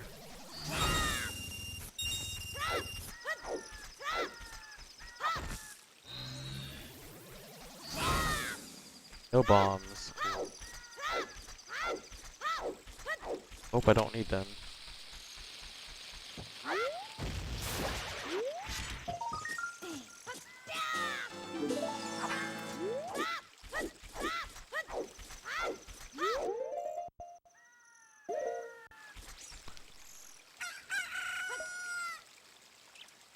Yeah, I am trying to get people to run MQ. It seems like there's a few people that are interested, so that's neat. And also, I think people are working on getting it to work on USB, a USB loader, without it like being significantly faster for a speedrun, which would make it probably not legal. And if that works out, it seems like it does work out from what I've heard, then that should also increase a lot of, that should make a lot of people want to run MQ as well. There's an option that isn't either be a V-cheater or spend $70 on a Japanese GameCube disc.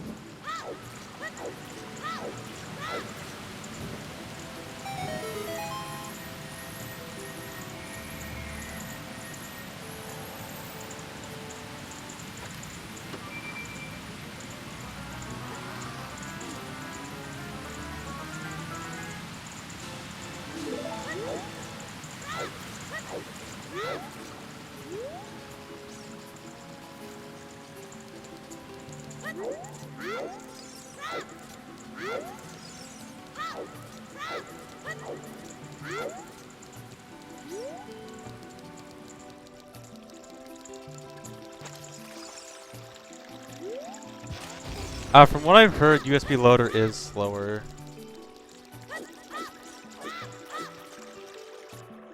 But even if it was faster, I would assume it wouldn't even be faster by that much, if at all. Like, if it does end up being very minorly faster, then I might think it's still okay. Although I'd really prefer it not to be faster.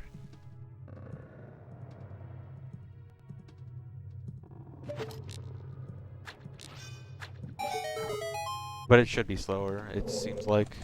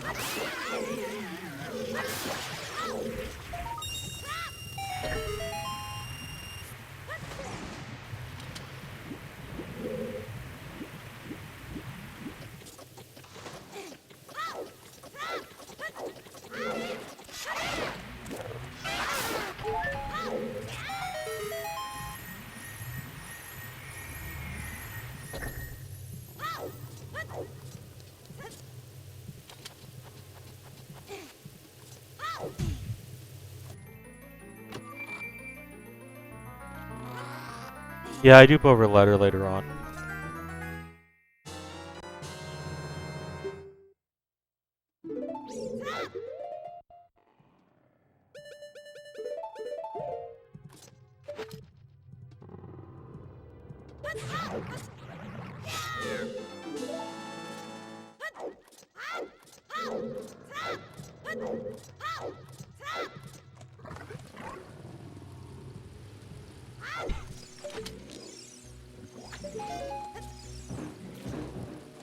I am Mammal 69.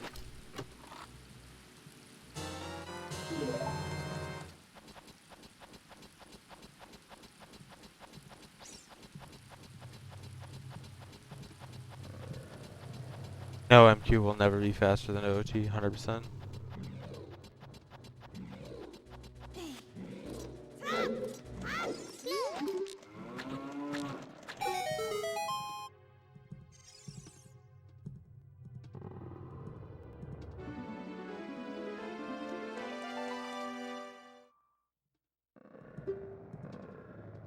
No, you cannot give letter to King Zora's adult.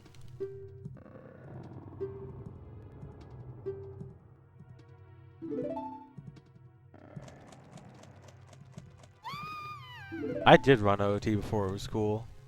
Well, I don't know. Was it cool in 2006? It wasn't really like popular cool. It was cool as in the game was cool, but it wasn't popular.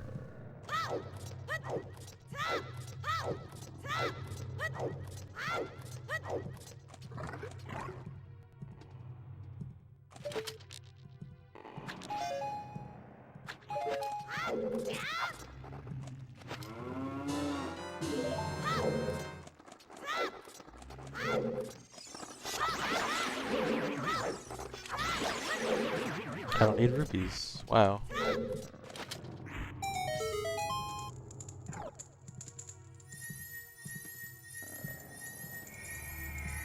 I would definitely like to do a glitch exhibition anytime I do a run at the GDQ.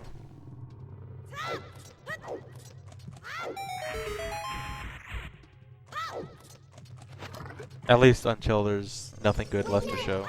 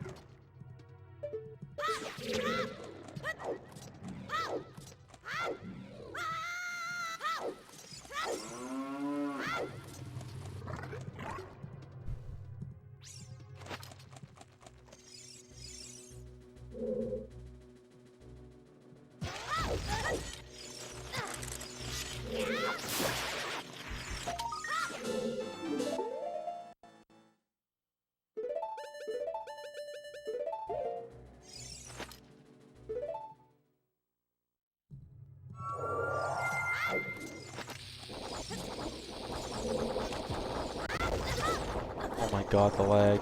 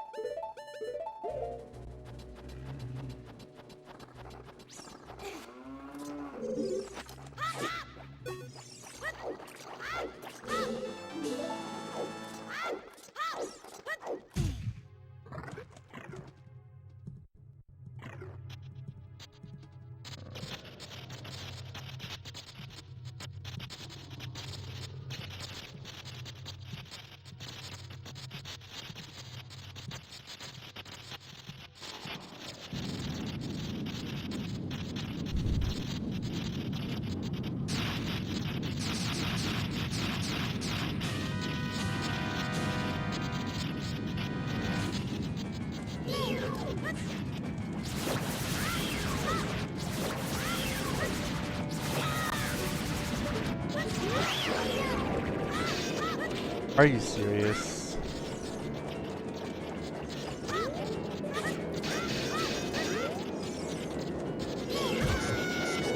I'm so mad right now.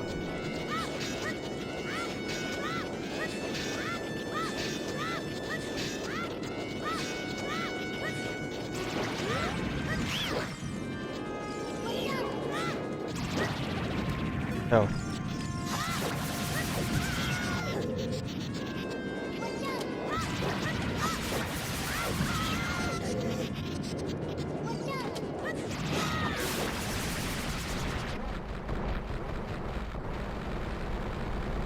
No, the bosses are not any different in MQ. And this probably would have been the best split too.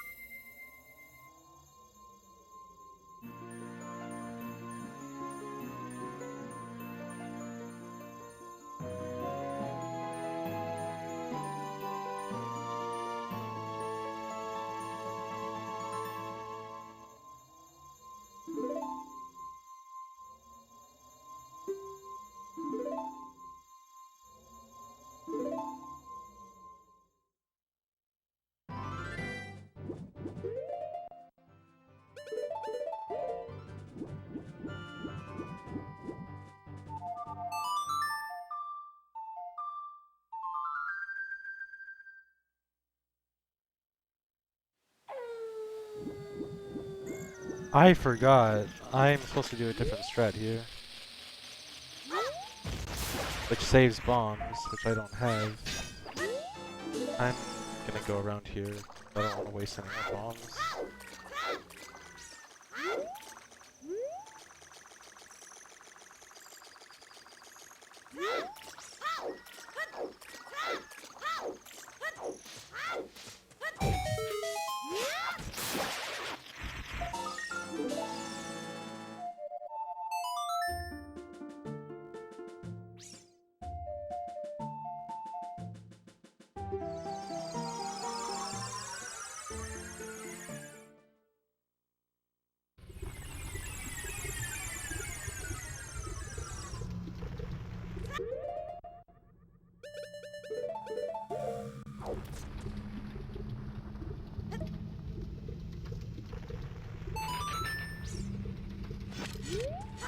That one bug is so nice.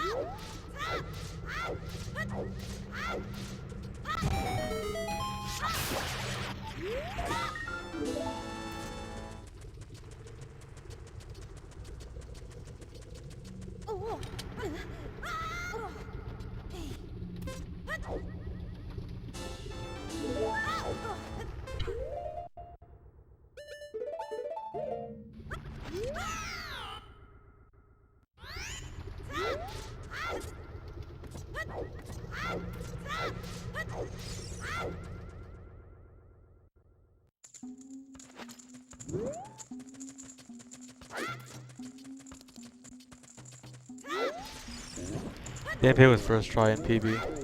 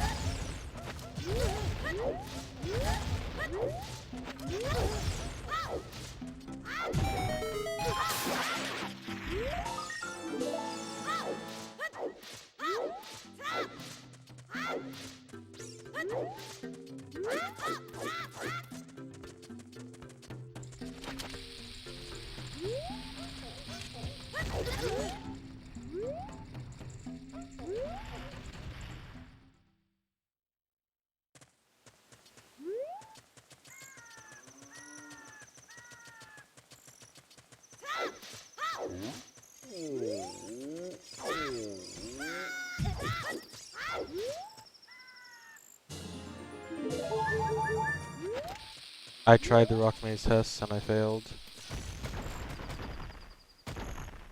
Because GameCube is hard.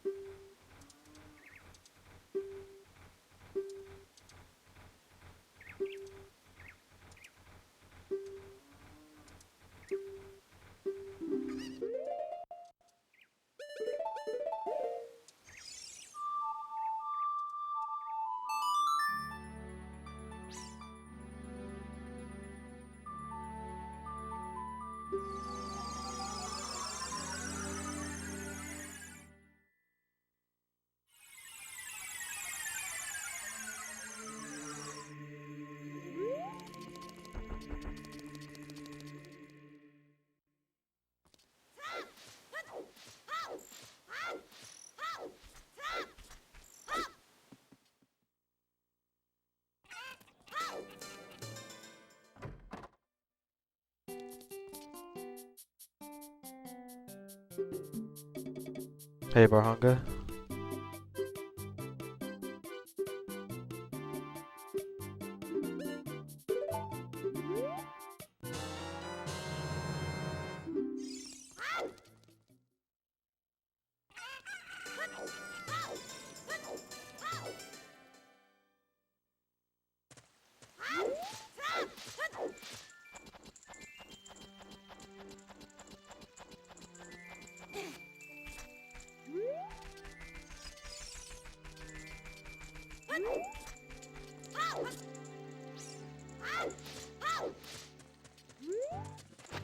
I'm doing alright.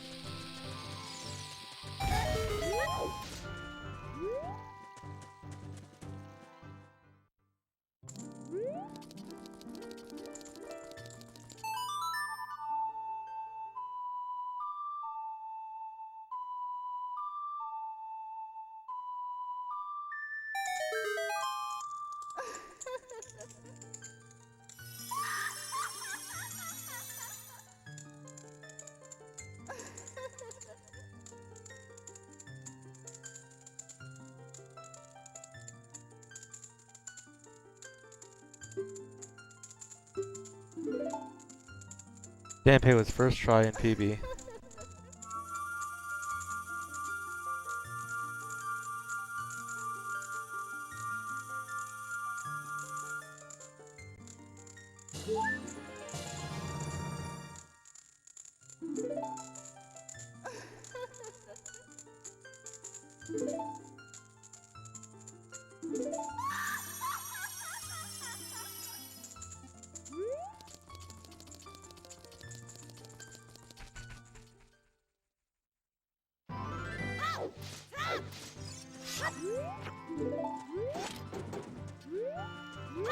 What am I doing?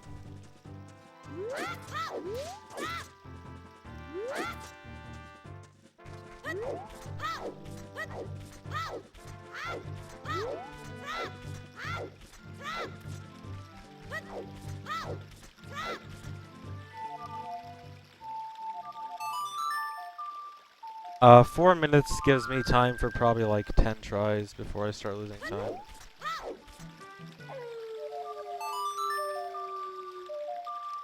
Maybe more than that. Maybe like 12 or 13.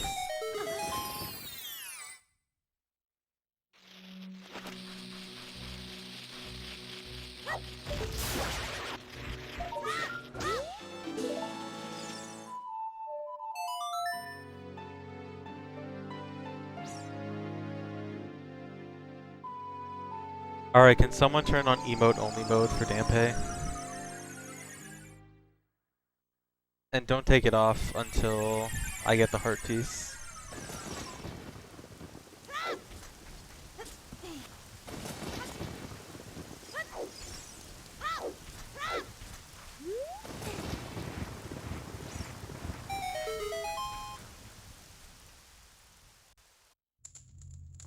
Wait, they removed emote only mode? Are you serious? Dude. I'm gonna write them a mean letter.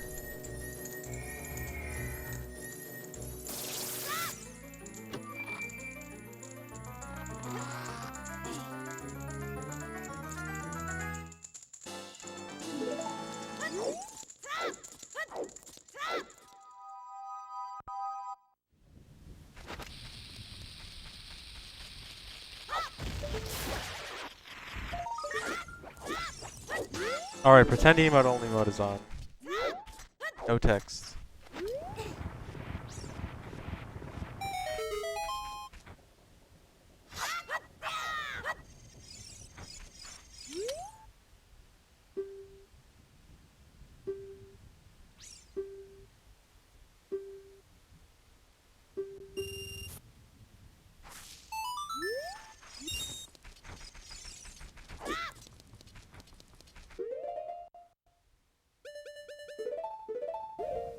Why'd I switch the buttons?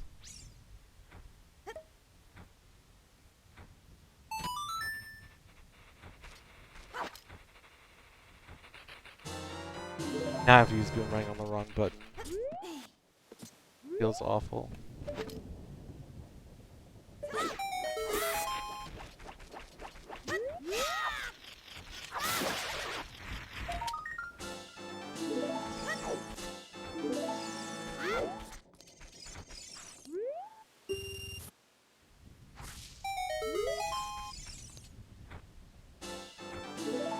Alright, emote only mode is off.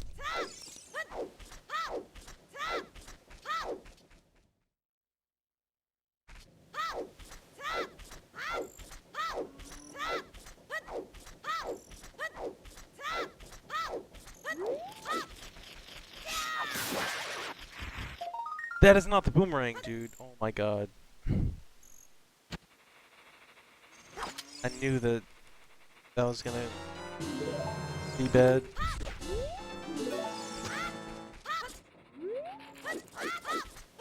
I'm just gonna change my equips right now.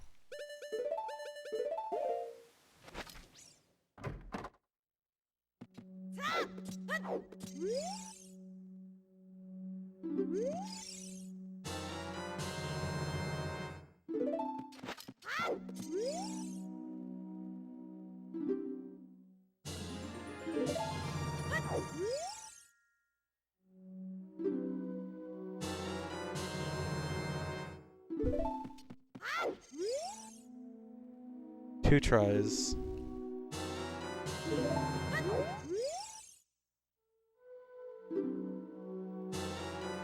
And two tries waste barely any time. It's like a 10-second time loss. Not even.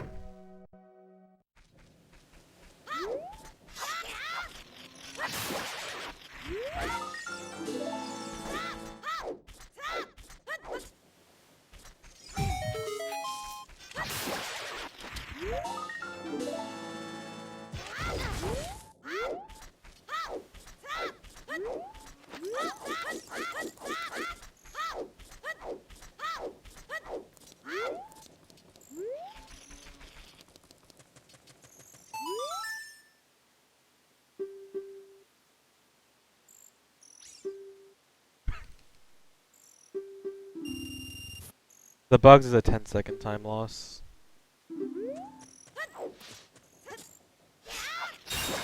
Actually, I'm just gonna lose a lot of time on the split in general because I've been playing sloppy, even besides the bugs.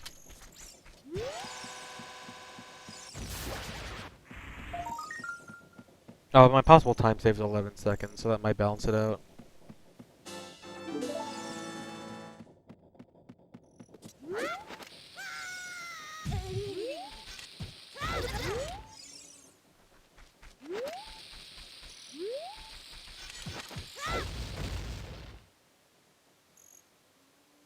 I wonder if I should always super slide there.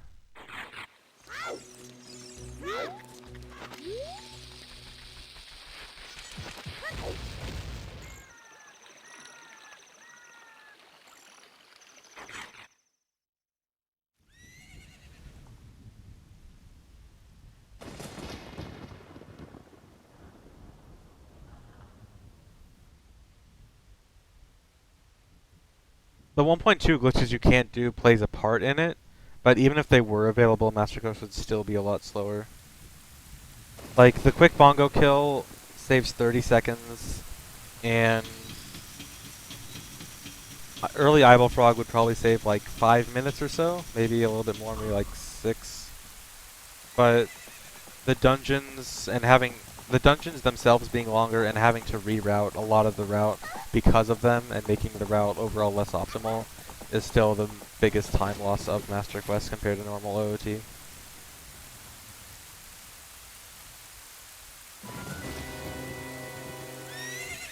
Yeah, I have the record.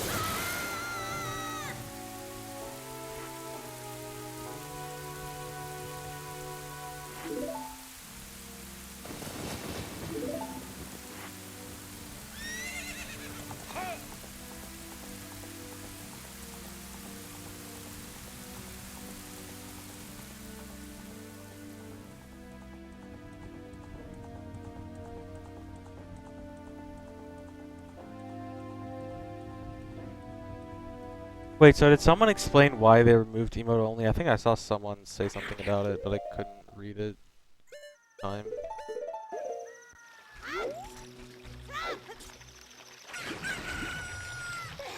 Okay, I do not understand how time of day works here at all.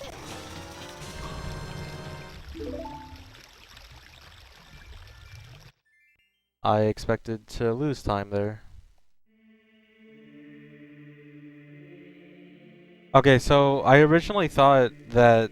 Okay, so normally that cutscene is always supposed to make it midday. But for some weird reason, I think someone said it might be because I have all 3 spiritual stones, it doesn't affect the daytime. Except right there, it did affect the daytime. Because it didn't go to midday, but it went to like right before it turned day. Which I don't know. I don't understand how that works. I need to investigate why that happens.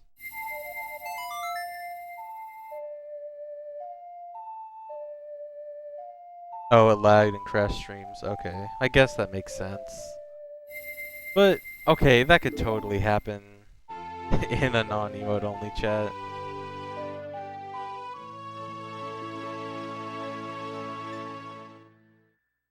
But whatever. I hope they bring it back after, like, optimizing it or something.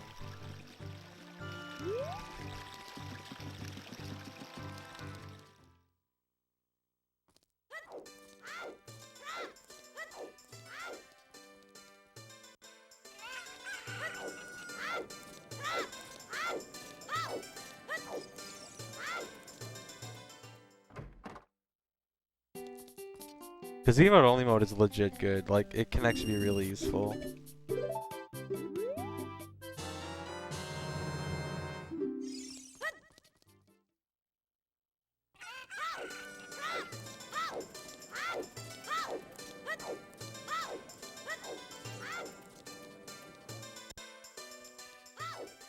Dampé was second try.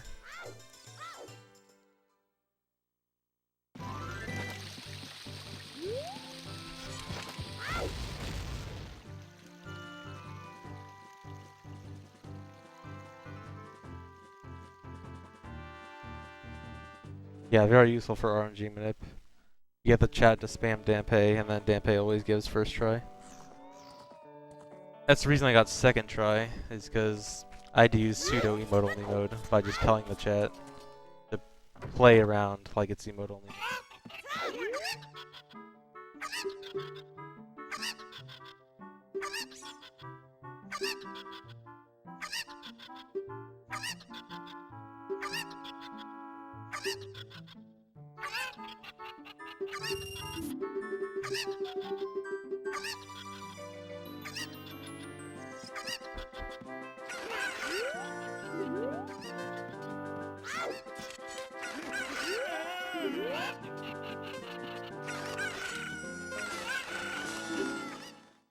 Three out of 4. Pretty good. Glitch Tundo is really good. If the Decanut upgrade problem wasn't a thing, I would probably run Glitch Tundo more seriously and try to get people to accept it as a real category. Because it's legitimately a good category and makes sense because of how busted OOT is.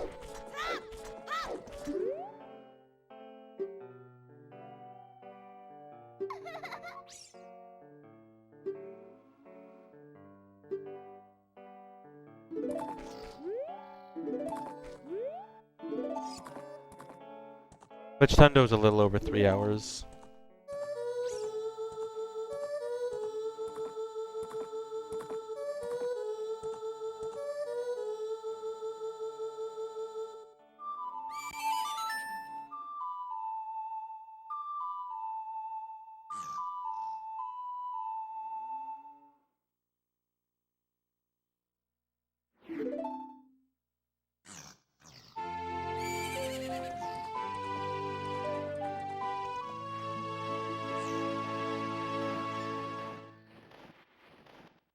I wouldn't be surprised if sub 3 hundo or sub 3 glitch hundo was possible, but my PB is like 309, almost exactly 310, and I think my summon best was only a few minutes lower than that, but it definitely was not super highly optimized, so I could definitely see sub 3 happening. How likely it is, I'm not really sure though, but I wouldn't be surprised.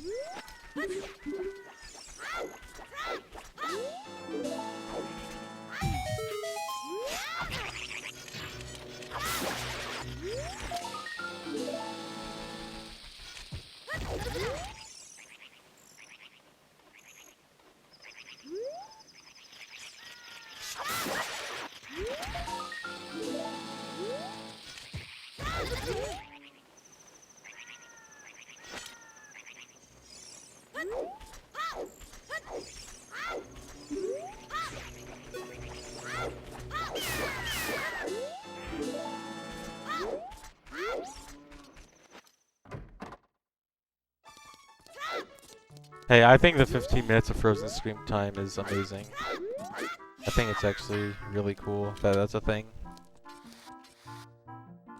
That random bomb actually killed 2 gold Skulltulas. It killed the Skulltula on the house, and it killed the Skulltula near the wall, near this area. And the reason it does that is, on any map at the coordinates 0, 0, 0, the game stores unloaded enemy data. And so those two Skulltulas were so far away from me that they were unloaded, and so the game stores their data there. So the bomb actually hit both of them. Unfortunately, the Skulltula on the ranch was too close to me, and it was loaded, and the gold Skulltula in the tree just doesn't exist at that point.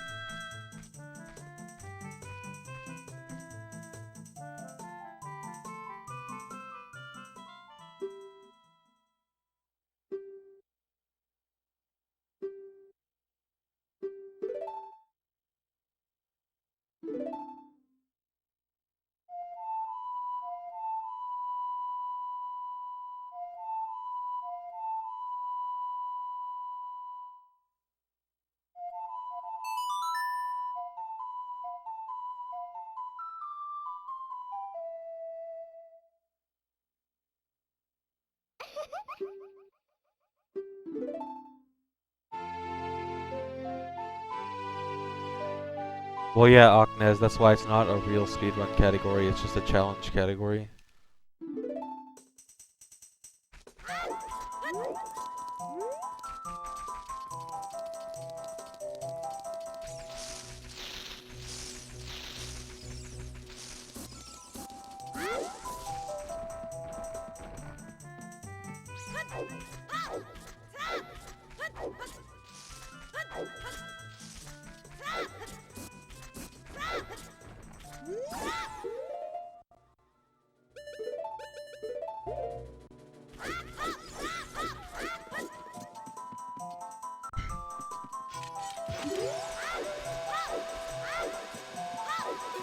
Targeting that bomb chew there allows me to skip talking to the owl, because you can't talk to the owl while targeting something like that.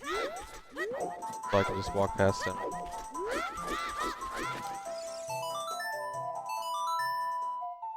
Max percent adult is you become adult as soon as possible, and then you get as much stuff as possible without becoming child again.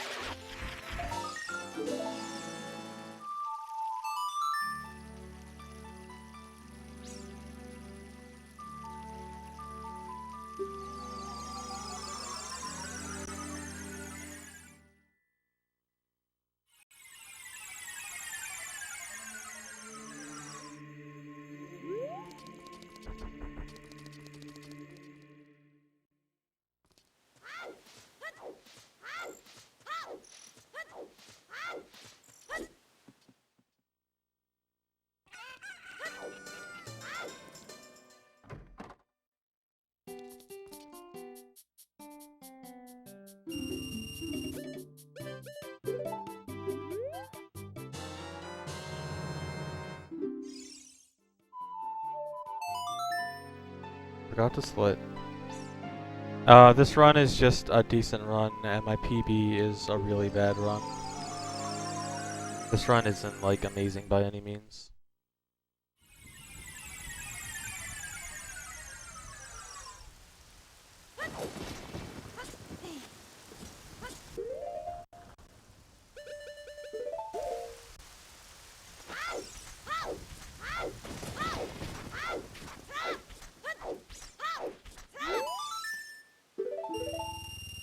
Damn, hit with second try.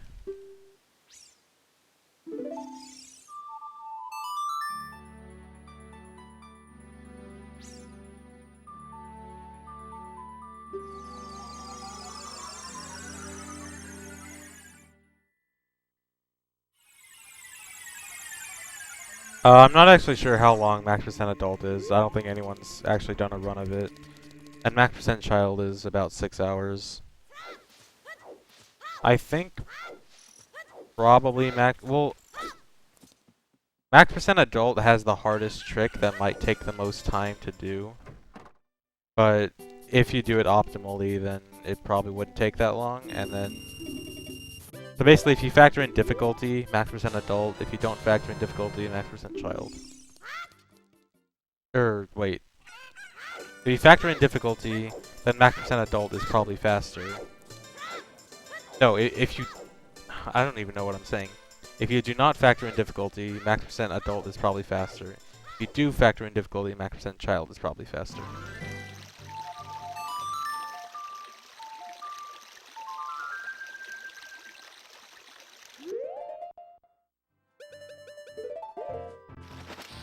Uh-oh, I didn't equip Bunny Hood. Okay. Bunny Hood actually has a real use. It prevents the stealth children from spawning, which makes hessing easier because I don't have to be targeting them all the time. Or there's no threat of accidentally targeting them when trying to hess. The hard trick is a wrong warp from Gerudo Fortress to Hyrule Castle as adult. And it requires a frame-perfect wrong warp that you can't pause buffer, and also a really hard seam walk that you can't use C-up for, or any setup really.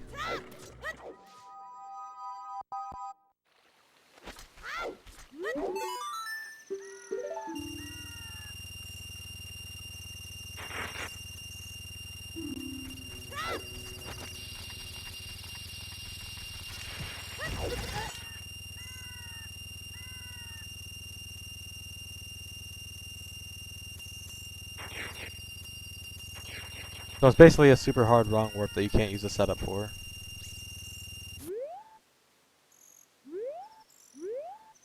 Or at least there's no good setup. And you don't have a lot of options for the setup.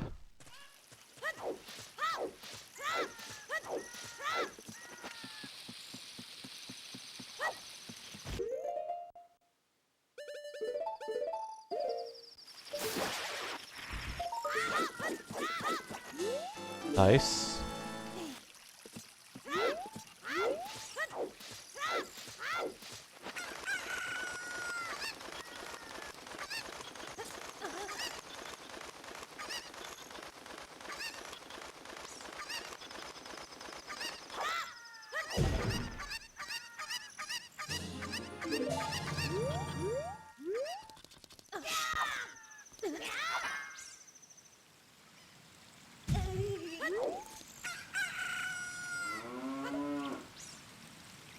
No, I cannot show it. There's a video on YouTube somewhere.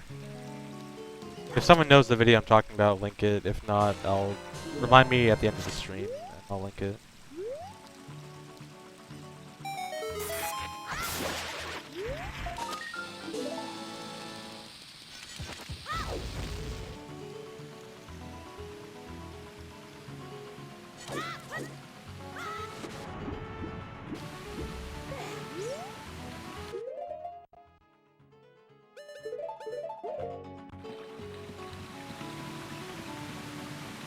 Thanks for the link.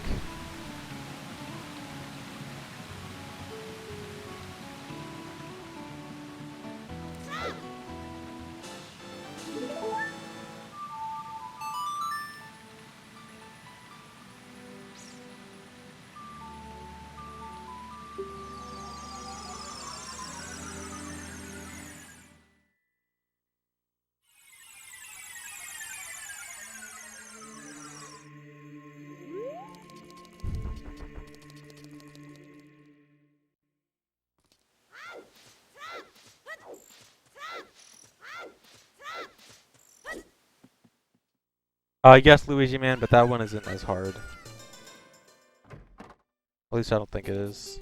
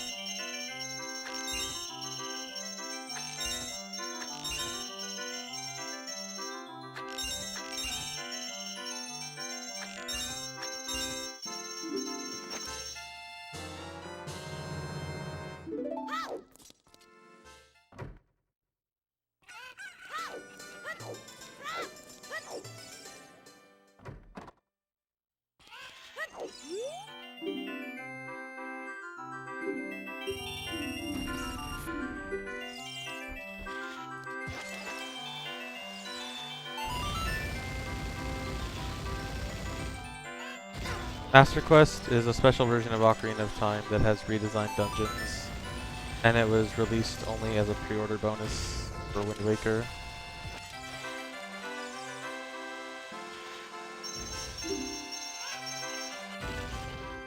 And so a lot of people don't know about it, but it's pretty cool.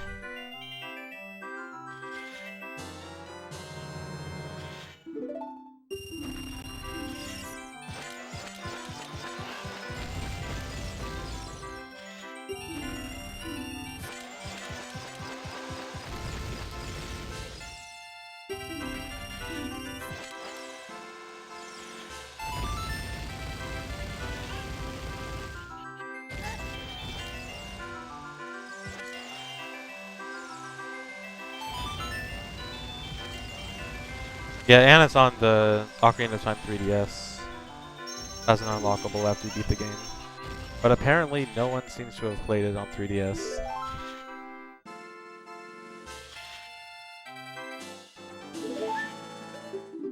I swear, there's so many people that, like, I say it's on 3DS, and then people are like, wait, it's on OT 3D? I have OT 3D and I never saw it. I think it's always funny.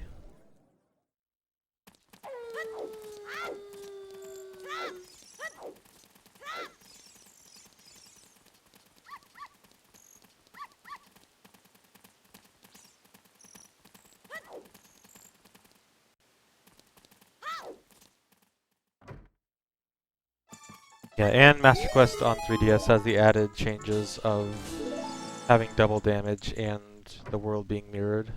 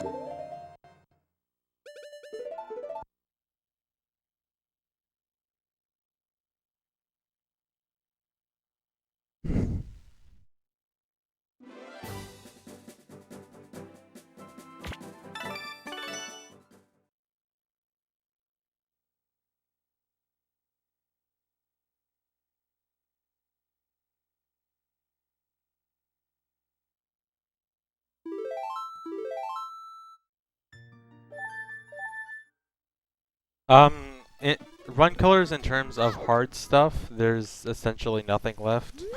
But run killers in terms of if I do one little tiny mistake, it would be really, really, really bad.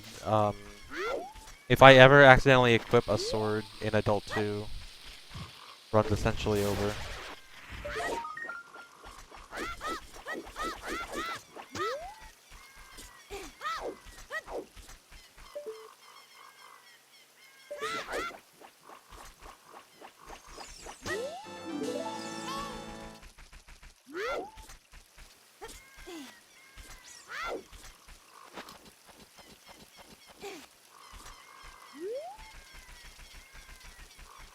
No, there's no better place to put the chess game route-wise. All it would save is a pause.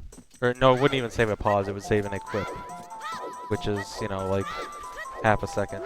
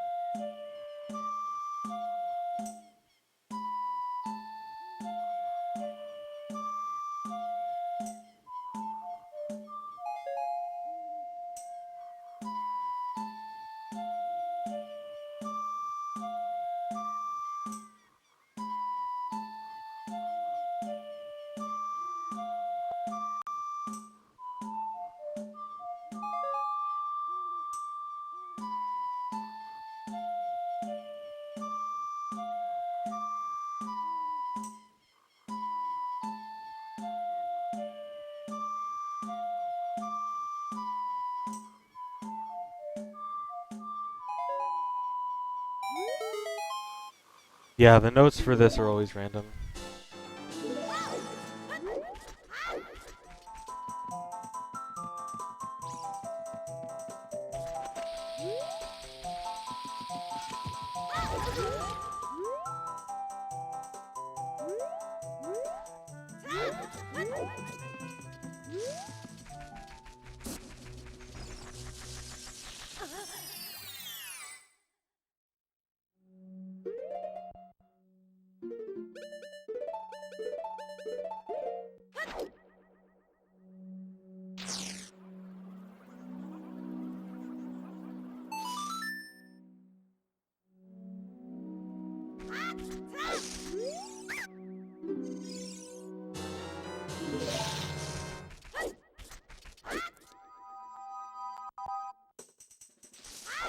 Can't do a second try.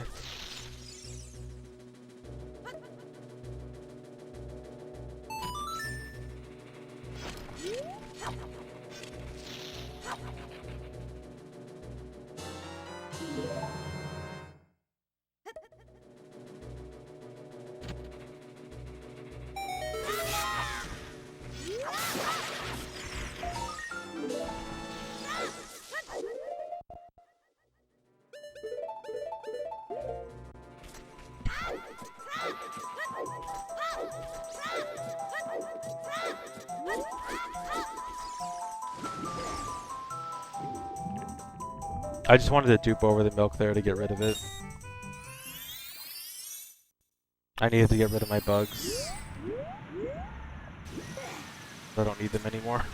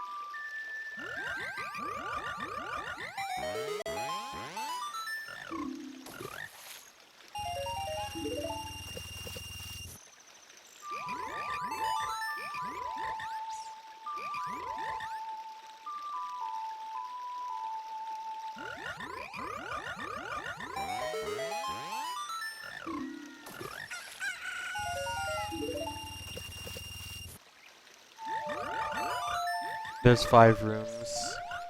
It's a 1 in 32 chance to get it all right.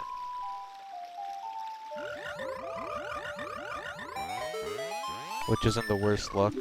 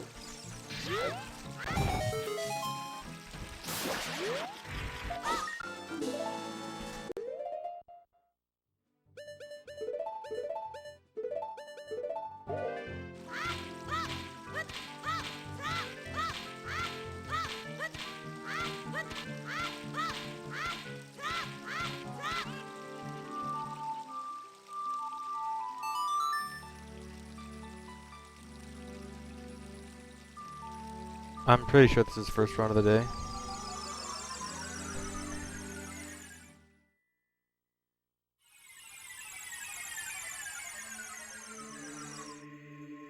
So, the reason I was wasting so many Deku Nuts there is I mentioned earlier how when I become adult again, I'll have Furrow's Wind on B because I have a fish on C right, and as adult I currently have a bottle on B. Oh my god, come on. So when you have a bottle on B as adult, and you become adult,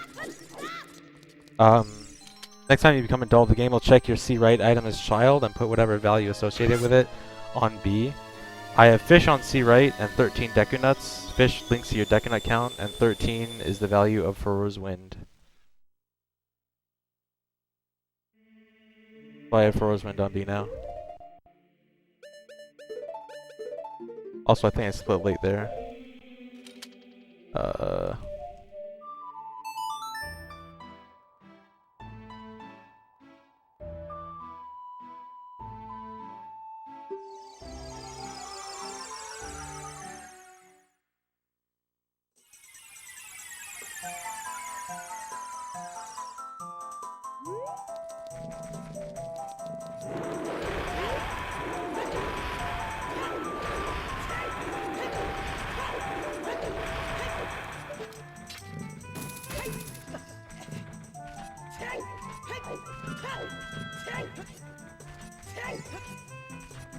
So Furrow's Wind on B is really useful because you can use it outside of dungeons. I'm gonna use it. I'm gonna use it a lot for the Poe collecting quests to get back to the Poe shop quicker, and also for a cutscene skip in Spirit Temple.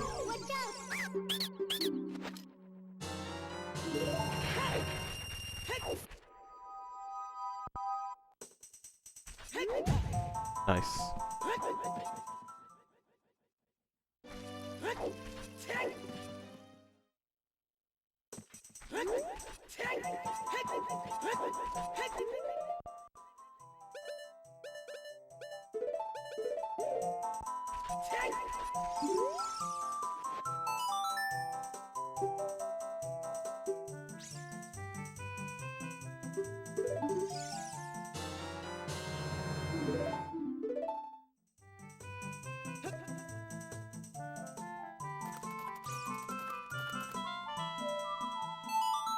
Yeah, you can do jump slash clips through. I don't know if it's all the spirit doors, but a lot of them at least. It probably is all of them, honestly. It has to do, like, the reason the boss key skip works has to do with the walls. Really? It has to do with the way the walls are made in Spirit Temple. Like, the boss door is actually just a wall. So it's the same everywhere. Same with Water Temple, although Water Temple I don't think you can clip through as much stuff. Just because of other ways it's made. It's kind of complicated, but that's why you can't do boss key skips. You can't do the same kind of jump slash boss key skips in like Shadow Temple and Fire Temple.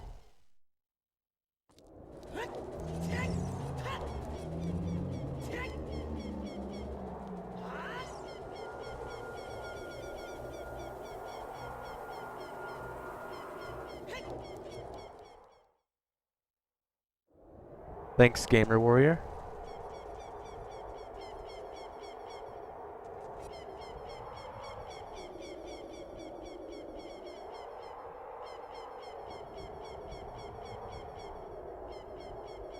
Yeah, that was definitely a wrong warp.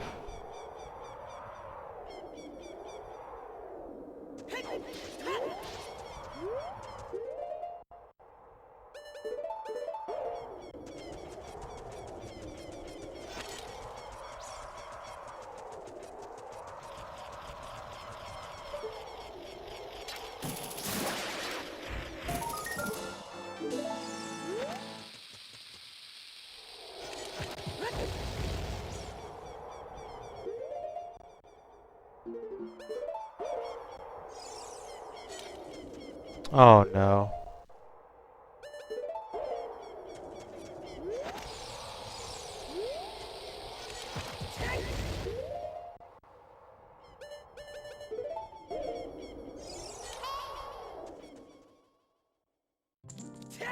This split's gonna suck.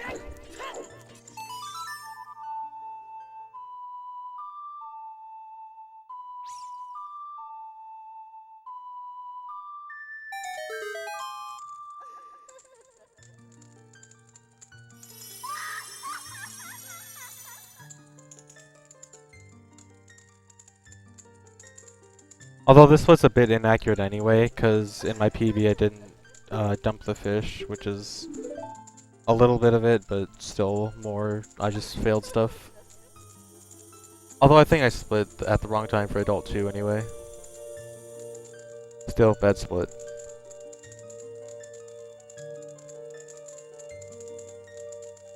I would consider this run like... Yeah, I'd say I consider it decent. I can't really give it more praise than that.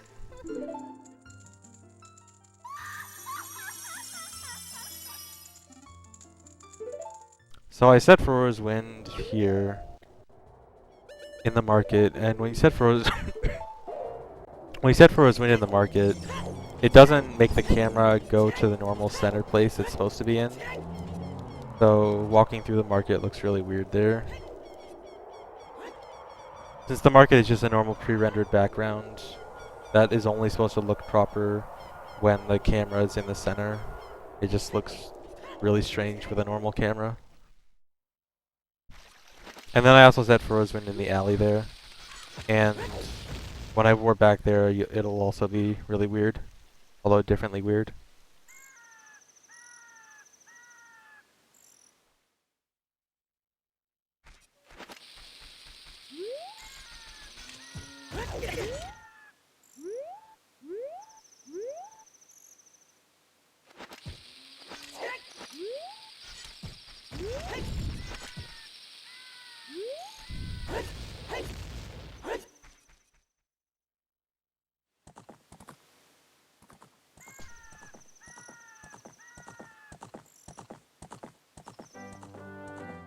The purpose of Fro's Wind on B is just being able to warp around the world faster, and for a cutscene skip at Spirit Temple.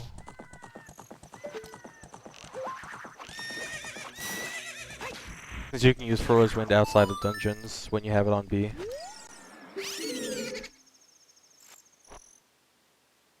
What is your question, Sean?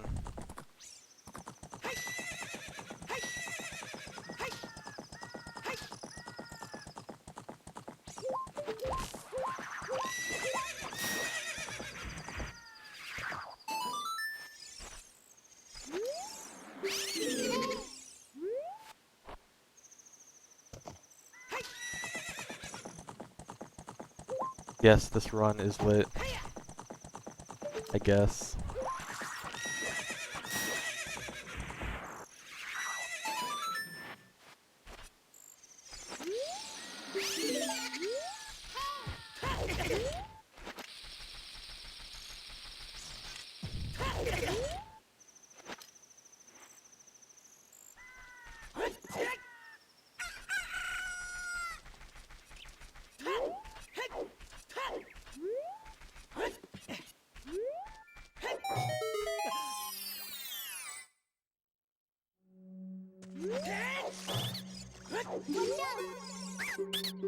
Yeah, Frozen on B works the same in normal OT. It's just that it's not really useful in normal 100%, because in normal 100%, you can't use Deku Sticks on B because it crashes on N64, which is the fastest version for it. And because it crashes, you'd have to open the Door of Time to actually be able to do it, and that just costs too much time, so it ends up being slower.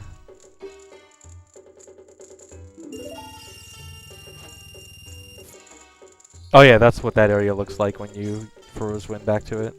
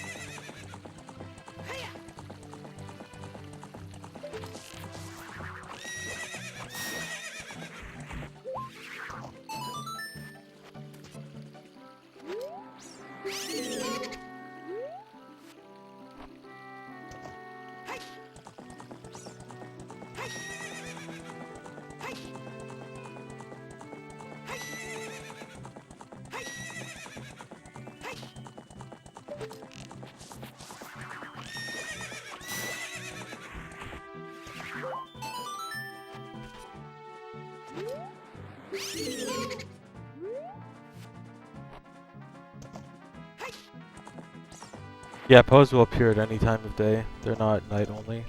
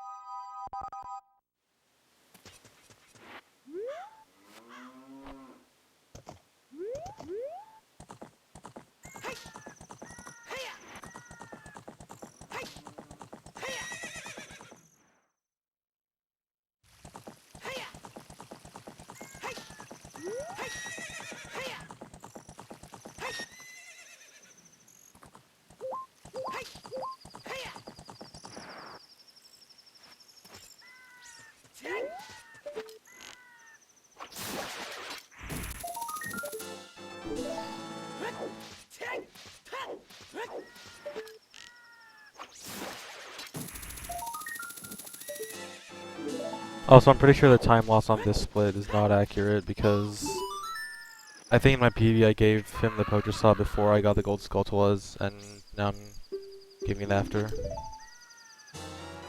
So I should actually save a ton of time on the next split.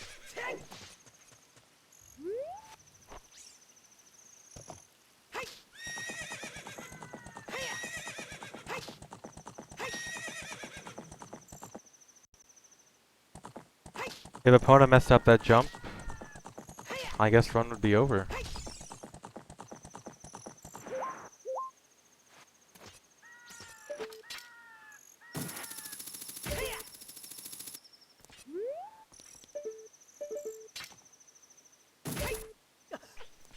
Please.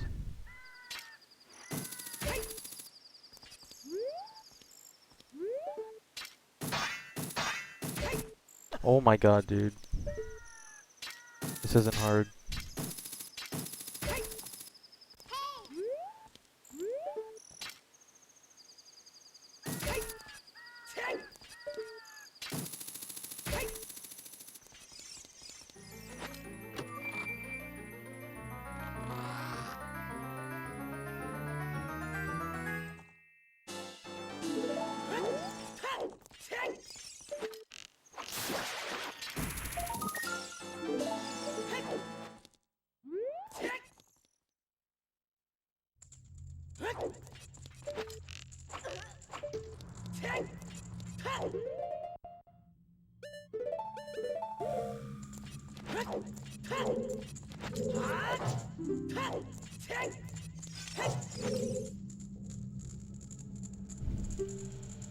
Oh my dog, dude.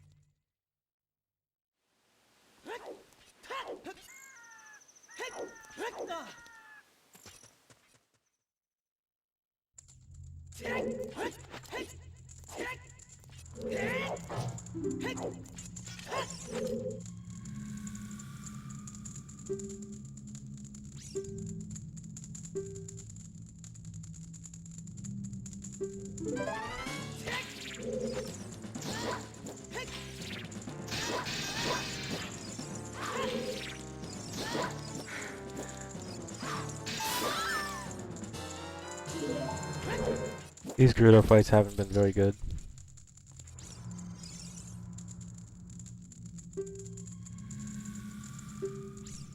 Yeah, Gerudo Fortress and Jadongo's Cavern have the same music.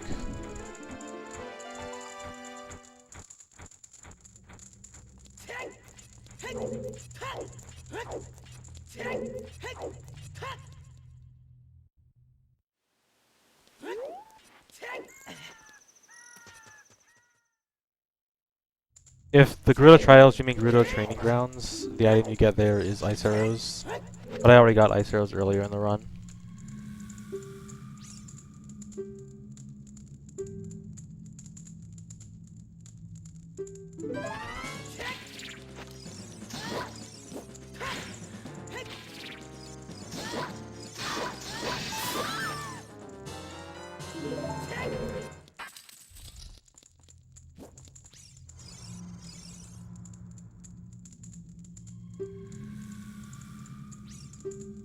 Dampe was second try.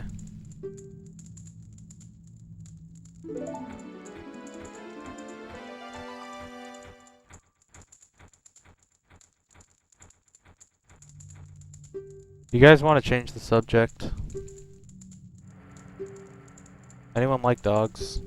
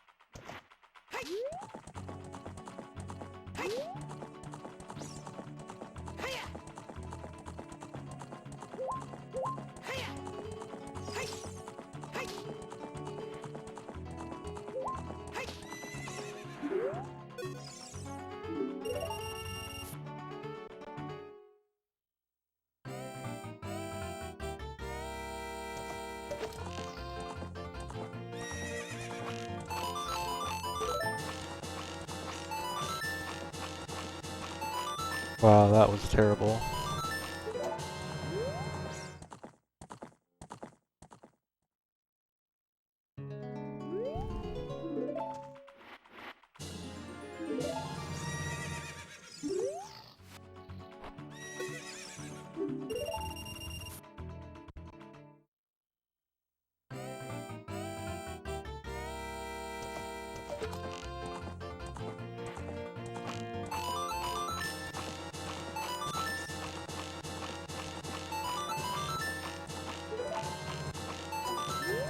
Wow, both were terrible. I should be getting 17 on that every time. Even on GameCube.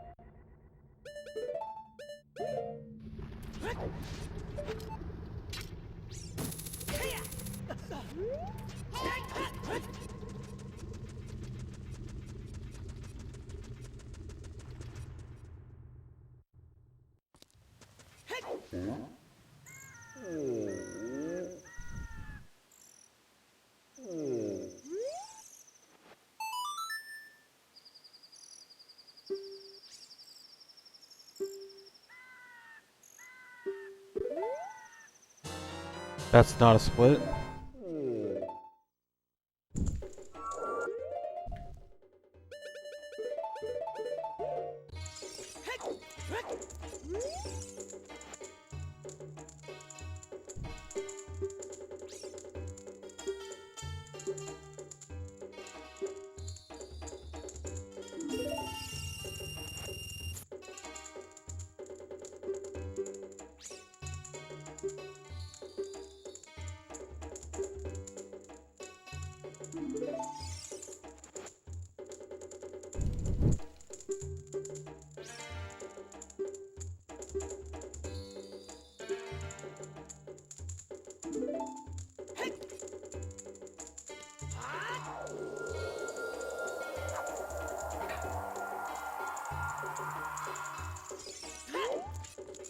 No, the rupee skip in Ice Cavern doesn't save time.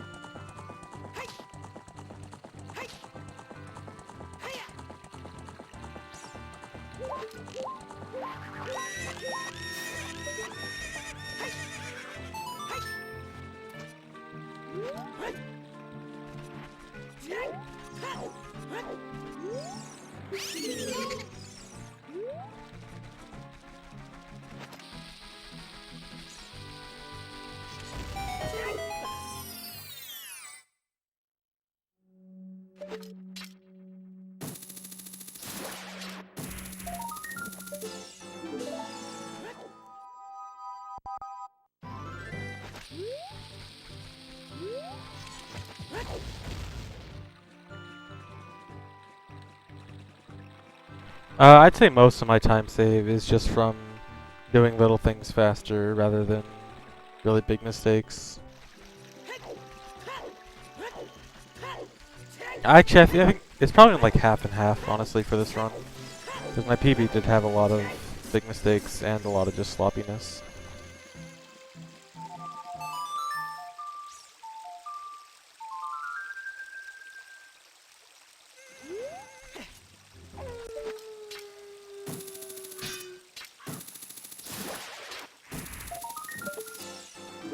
Up Asher. You're eating Little Caesars. Well then. I guess their advertising campaign works. As cancerous as it is.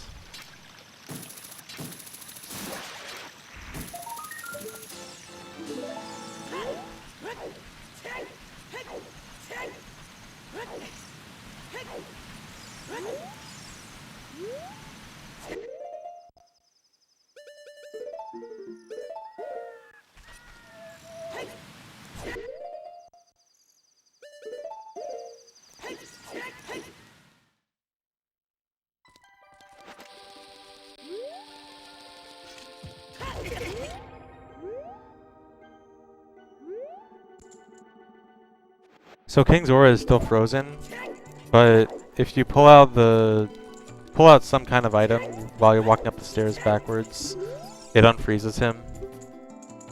The text box does something with like unloading the ice or something like that.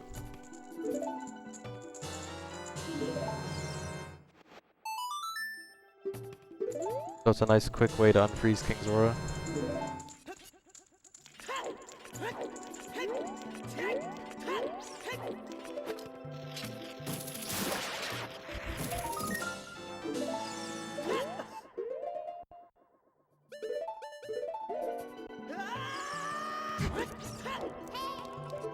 That's been known for a few years now. Actually, interesting thing about how that was found. So, for probably about a year, maybe a year and a half, people knew that for some reason, sometimes in races, people would accidentally unfreeze King Zora for some weird reason, and no one knew why. And it would be really bad because the way you would get back from King Zora when going from Ice Cavern back to Zora's Domain is you would unfreeze King Zora, and then while he's unfreezing, he's not solid and you can walk through him. So if you accidentally unfroze King Zora, that's actually really bad. And so this would occasionally happen in bingo races and stuff like that. And people didn't really know what would happen or what would cause it. And then eventually someone figured out it's because people were side hopping up the stairs and reading the sign at a very specific angle. And that reading of the sign unfroze King Zora, and then we realized, oh, it's just the text box or something like that.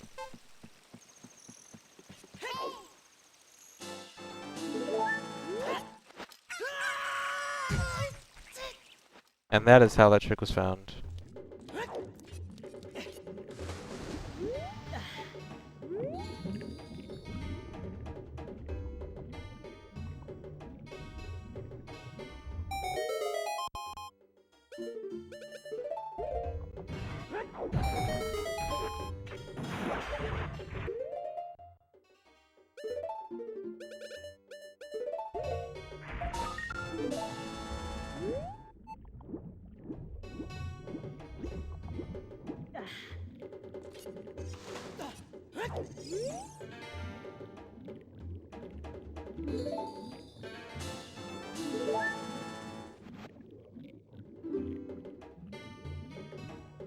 Yeah, No I Am Wrong Orb is definitely a good category to do to get into speedrunning. This game, at least. Although I also suggest, if you're trying to get into speedrunning this game, just kind of go around the game, just do a normal playthrough, and just mess around with glitches and see what you can do with glitches. It's really fun, and you'll learn a lot about the game. Apasher, what's your time?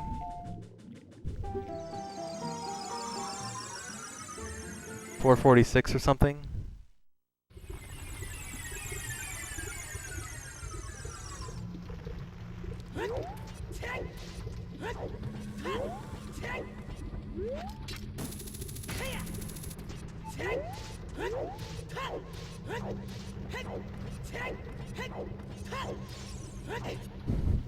Alright, neat.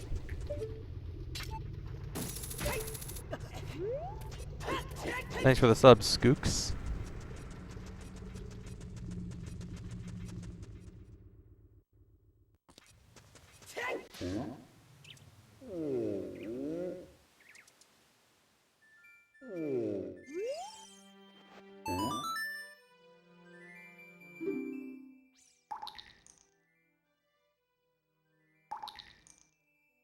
He's talking about his normal 100% time, not... He didn't do Master Quest. He's saying that I'm on track to beat his normal 100% time. Even though Master Quest is 20 to 25 minutes slower.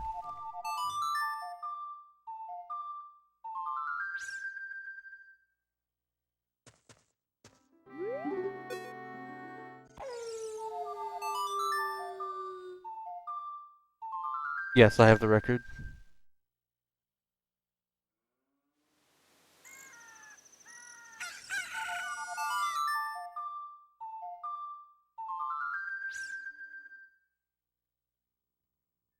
Yes, Bones the Grey, exactly. The reason I was able to play a warp song is... The warp song always sets your timer to 1, but in Death Mountain Crater, the heat timer has priority over it. So it can't expire in Death Mountain Crater if you don't have the Goron tunic on. And then as soon as you leave, the timer goes to 1, but you have that 1 second is enough to go to Big Goron, give him the eye drops.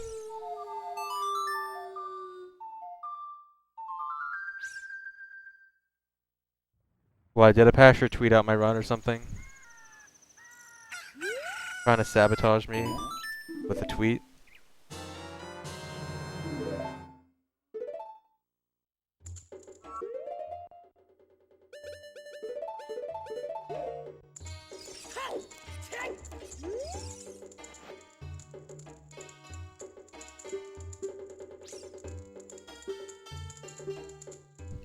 Oh, okay.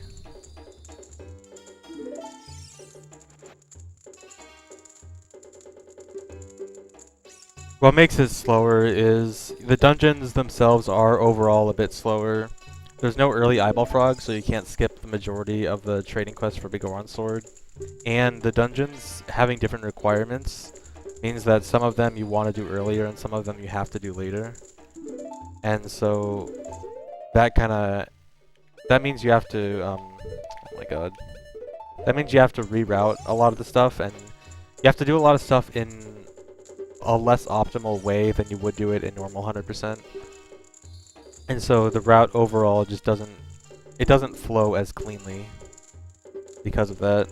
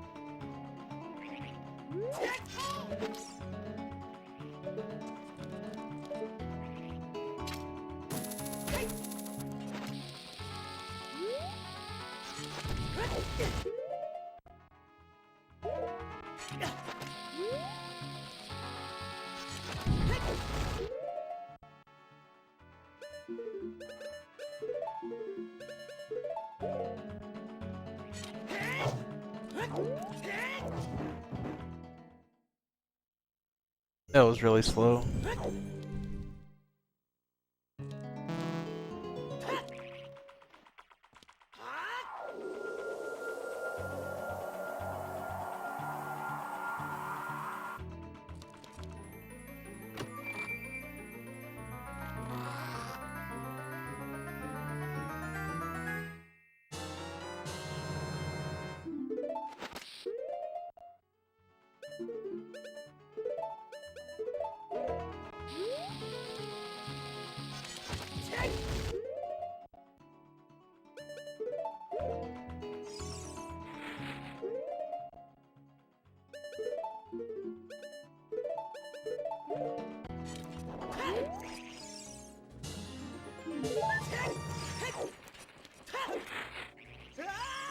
No, I'm already done with setting for us winning the pro guy's place. I already got the bottle.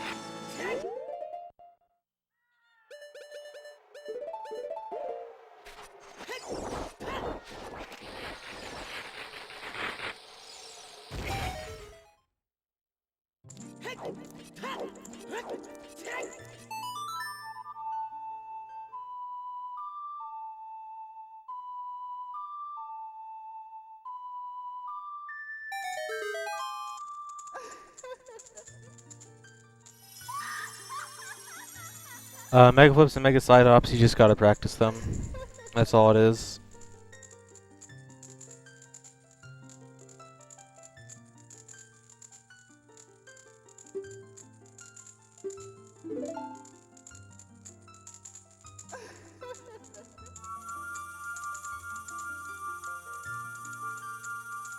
Maybe HJ. I'm thinking of removing some and adding some. It's a maybe though.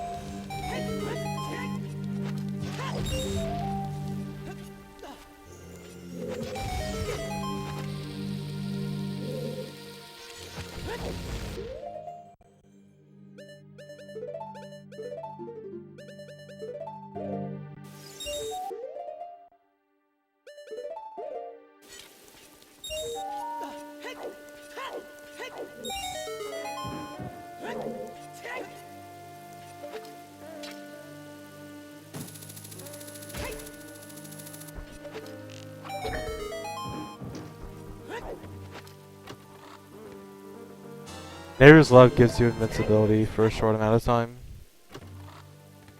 In other words, it's useless. That was a bad place to aim.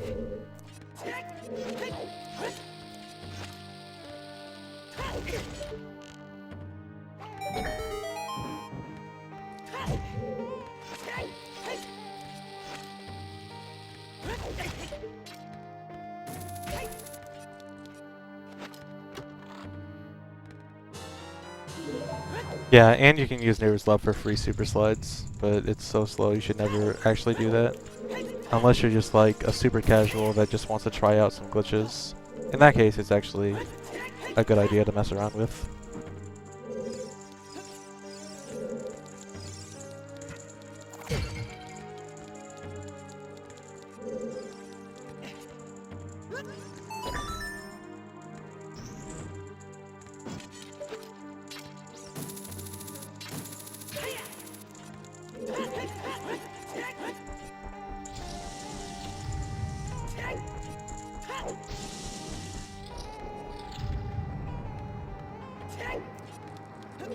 No, there's probably not anything that I'm gonna try using in normal hundo because of MQ hundo. There's a few things I might want to try out, but have a very low chance of actually being faster.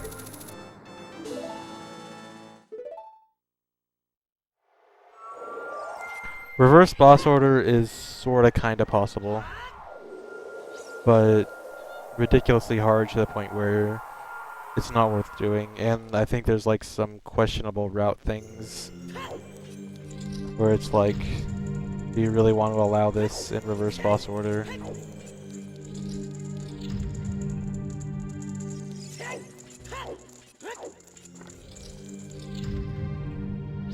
There is reverse dungeon order.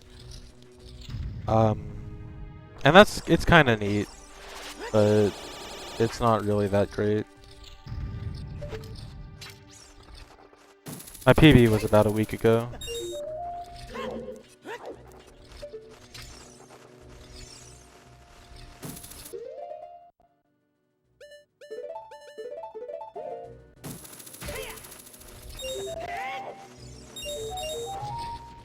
I swear, every MQ 100% run I've done here has gotten hit by the keys in this room, except this one. That means this is the run.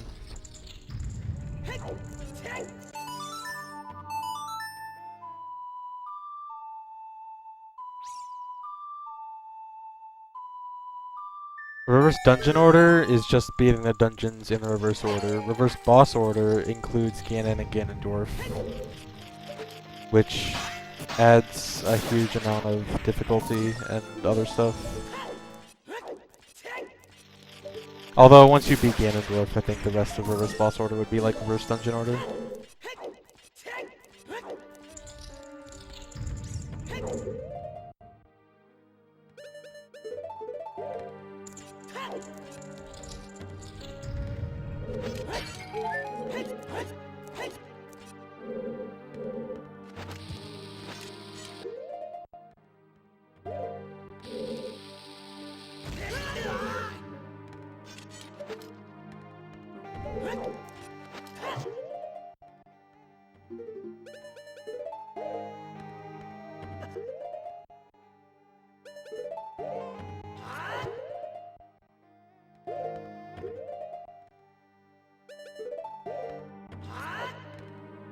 Good boss key skip.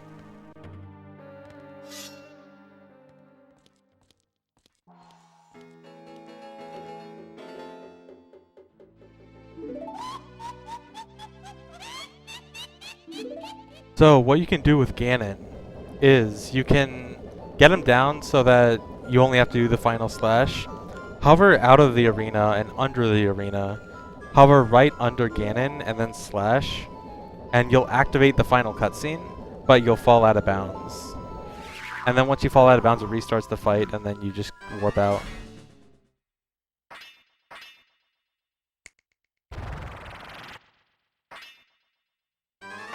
Apache isn't screwed yet. I can still soft lock, I can still equip over Furrow's Wind. I can still equip equip a sword over Furrow's Wind.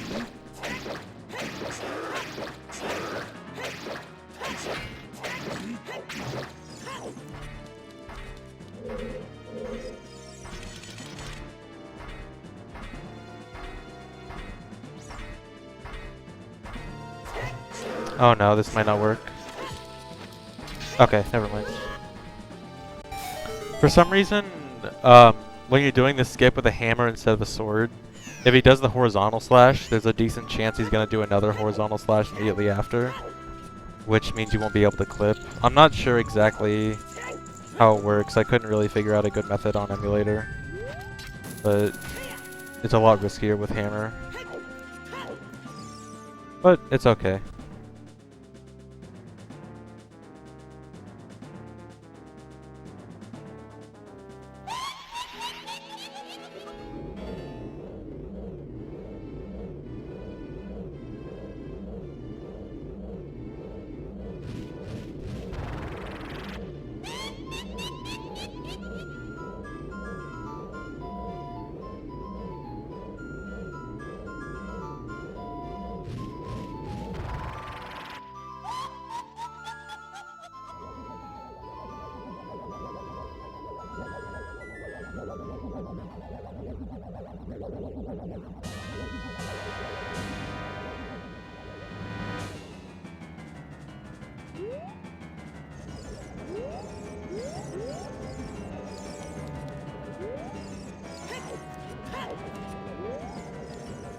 Please don't do this.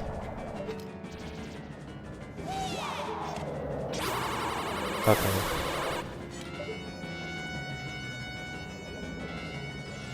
When they're on complete opposite sides of the room, go down.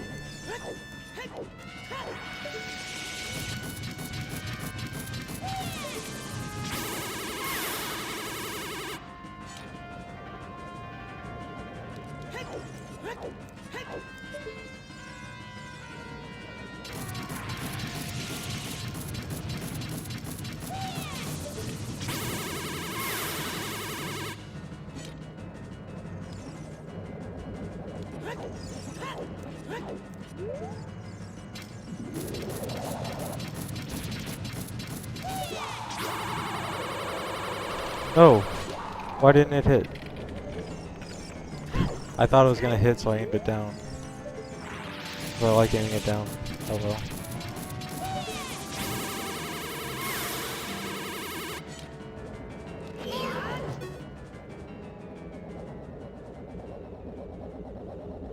What should you do when I beat your time? You should accept it and move on with your life. And do whatever you want to do.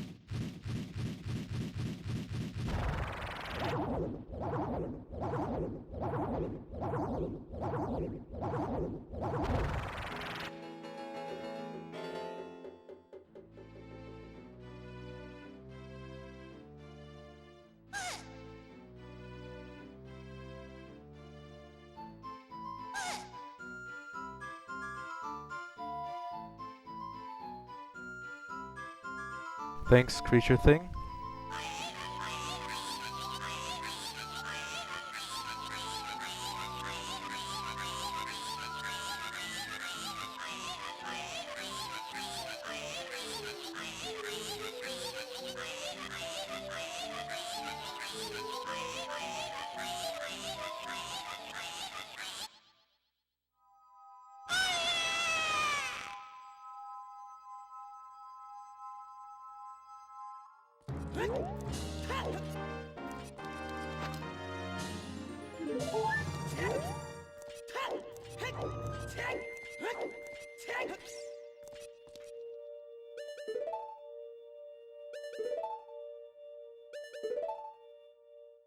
So this is another use of Furrow's Wind. Since I set it outside Spirit Temple, and I can use Furrow's Wind to warp back to it right as this cutscene starts.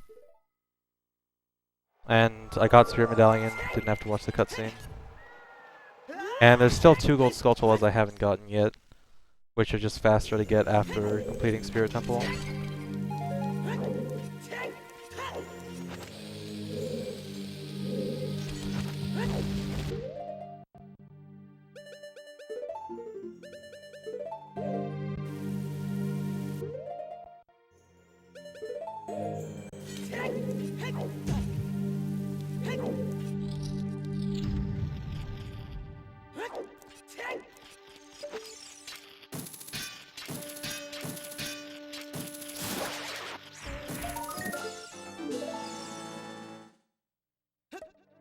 I never get silver gauntlets because we get gold gauntlets, and the rules only say we need to get the highest upgrade, since it'd be kind of pointless to get silver gauntlets if we're gonna get a higher upgrade anyway. So the trick I'm doing right here, I tried to use bottle right as I started to shield, and it does this weird glitch where you can kind of play Ocarina while you're moving. And it wasn't important in that room, but it's important in this room, because the side effect of it is the next time you step over a place where a song staff would appear, it automatically appears. And so by walking up against that gate, I automatically make it appear so I can play Zelda's Lullaby to open the door there.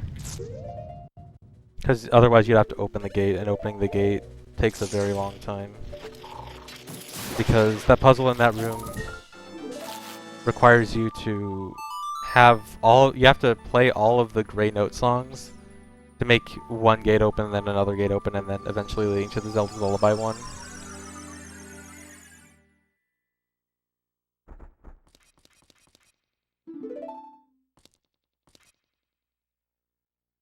Yeah, Master Quest is also in English. It's the exact same thing.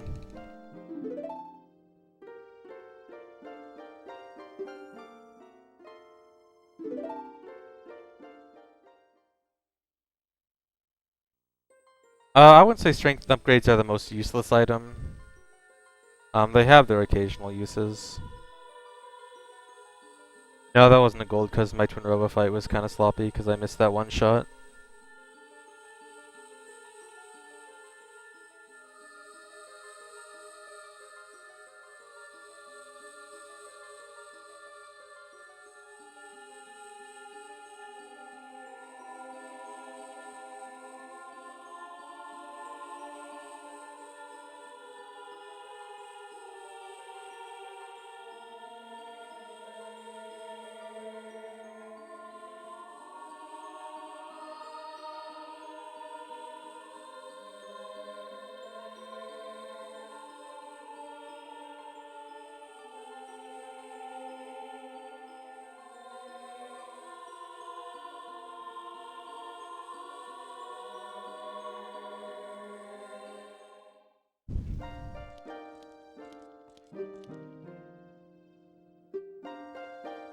No, there will not be another fish pins.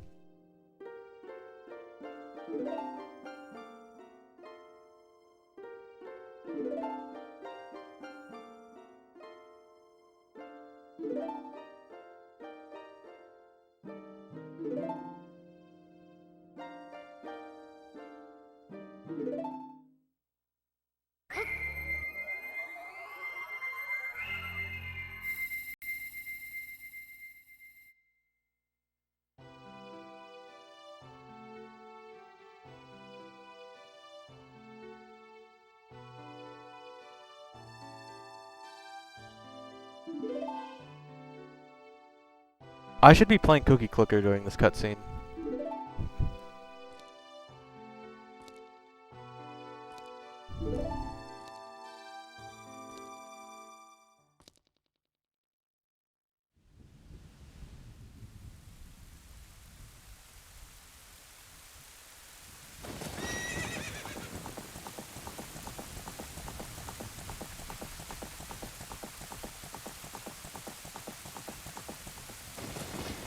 I'm mashing with both hands.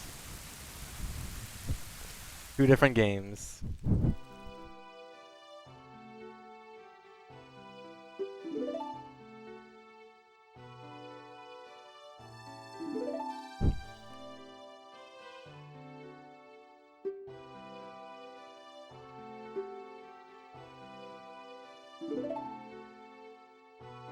Okay, this actually is kind of hard.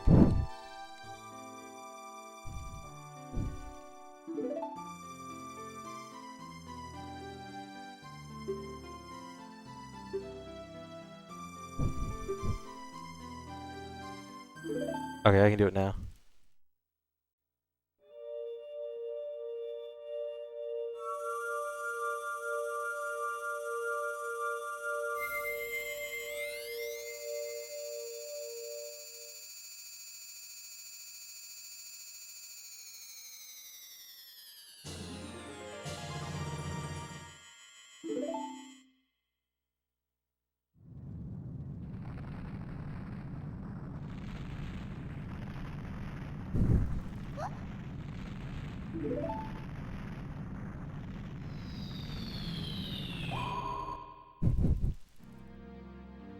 I don't know. I wish Cookie Clicker didn't exist either, but it does.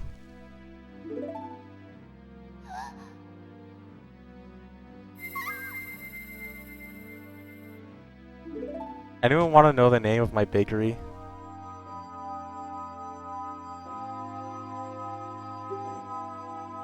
Take a guess at what my bakery's name is.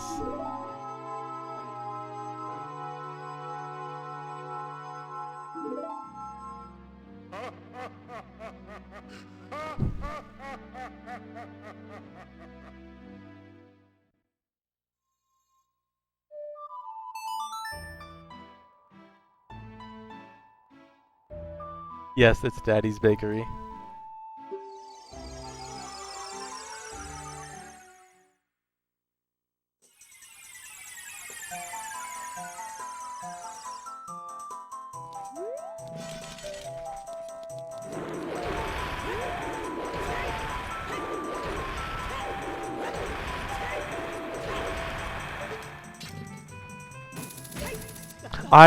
I'm supposed to play Bolero. Oh my god. I have to play Bolero for the last cutscene to work for the wrong warp. I just wasted a bunch of time there. If I continue there, the game would crash, which would not be good with this much time save. There would be an hour time loss.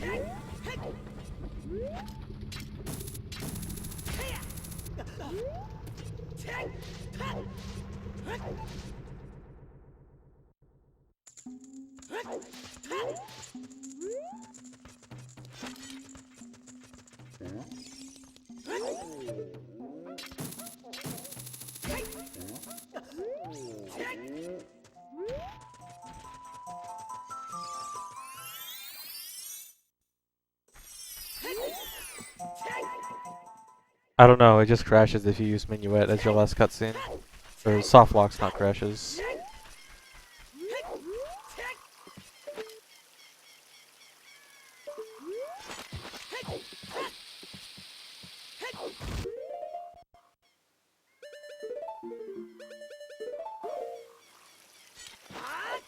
Oh my god. I'm gonna lose so much time on this split.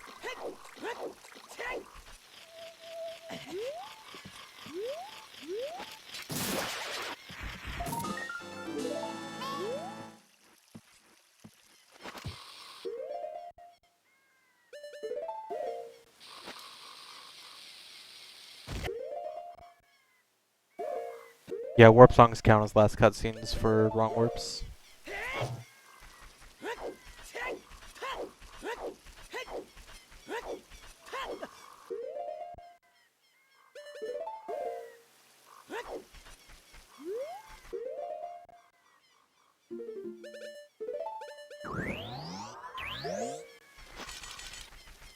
Dang, lost all the time I saved in Spirit.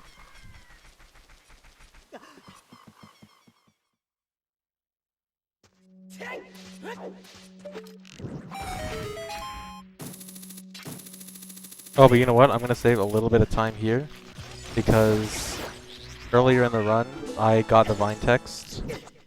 Oh my god, are you serious? And so getting the Vine text way back at the beginning of the run saved a few seconds there.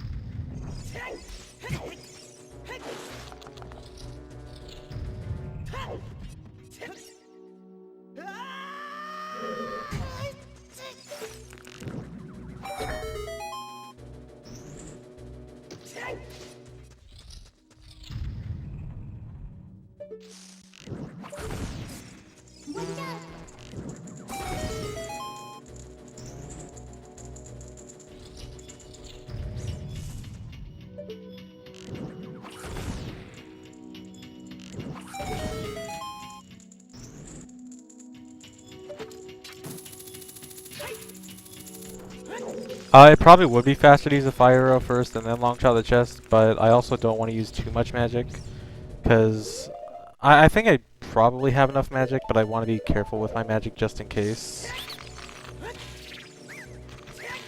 I messed up.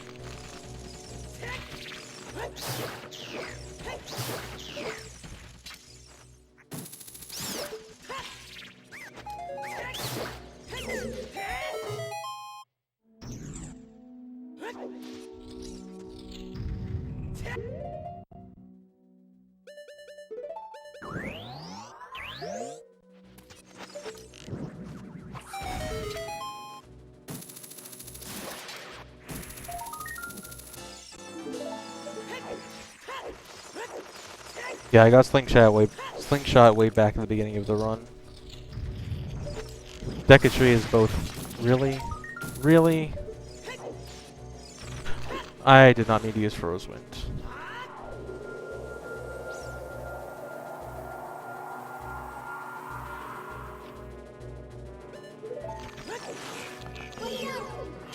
Oh my god, this is kind of bad. Dude, how do I kill these guys? I just want to get my Skulltula. I hope I still have enough magic. See, this is why I didn't use Spyros. I'm pretty sure that's enough magic. That should be just barely enough.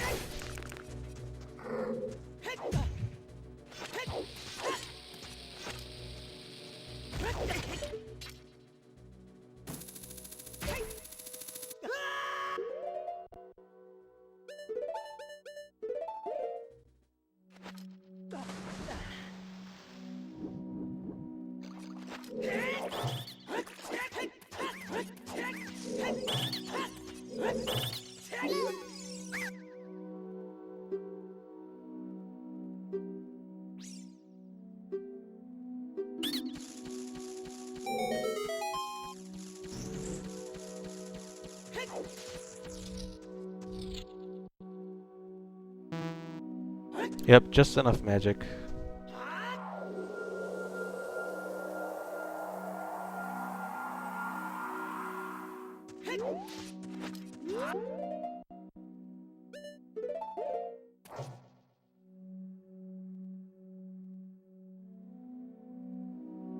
Man, you guys need to relax.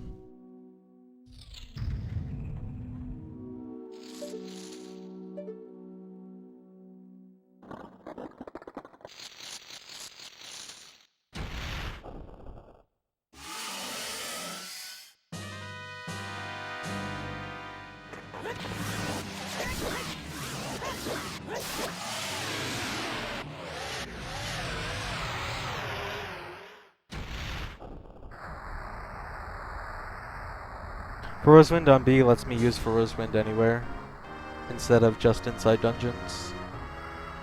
And that allows for lots of cool time savers, such as this.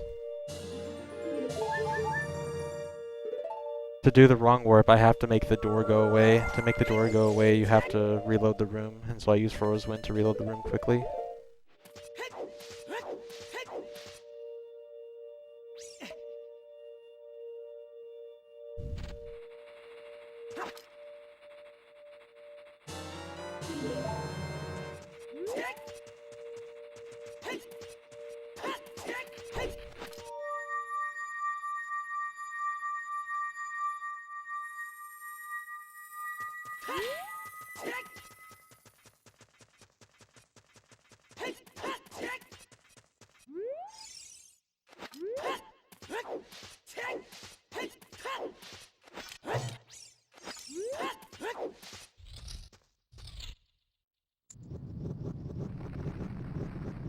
Whoa.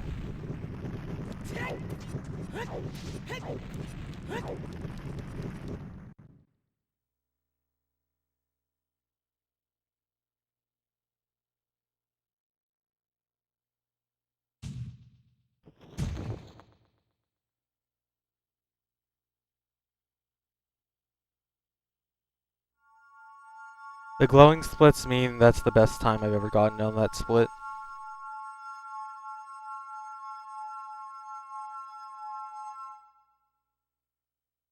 There's no way that's a real setup?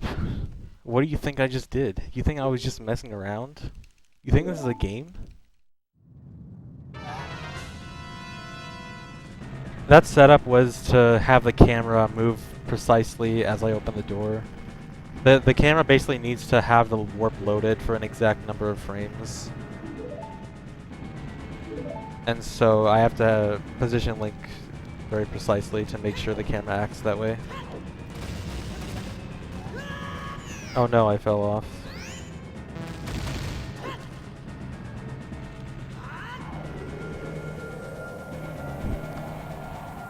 So yeah, I actually did not get gold gauntlets yet.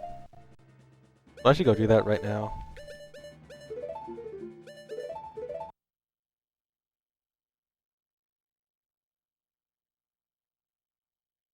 So, the last use of Fro's Wind is setting Fro's Wind in the castle escape because I still need to get gold gauntlets. But so I want to save warp out of there to go get gold gauntlets, but I also want to go back to the castle escape quickly. And also I specifically set Fro's Wind after voiding out so that when I warp back, normally when you warp back it'll restart the cutscene of Ganon dying again, but by warping back in that way, I'll instantly void out and skip that cutscene, and then it'll just begin the castle escape like normal.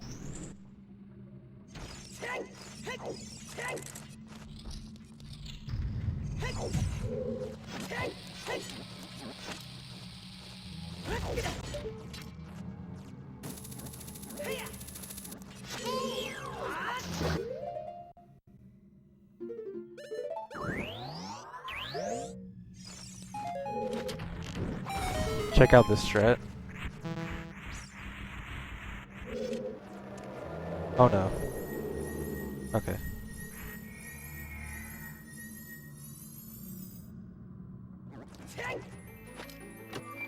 So that first sun I burned was a completely fake sun, and it just makes a wall master come down.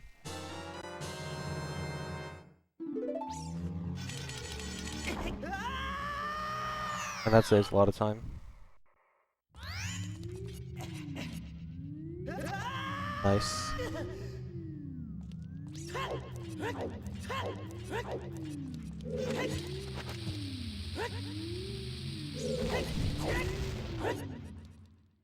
And you can only use Fro's Wind in the tower here. You cannot use it in the trials area, which is why I had to do trial skip. And now the game is actually just about over. Now I'll just do normal castle escape. If this hits me, okay, I got lucky.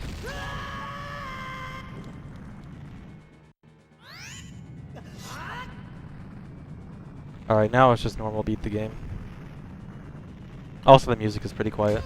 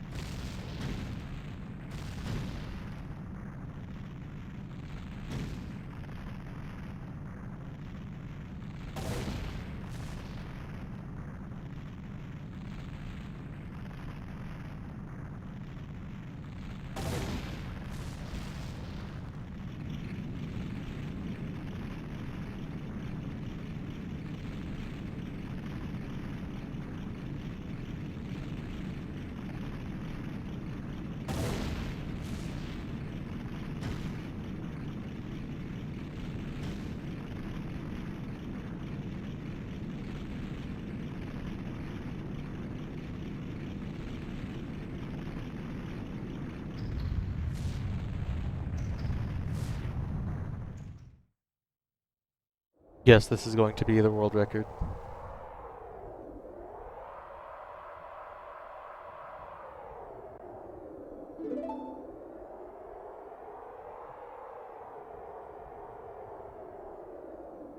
Hey.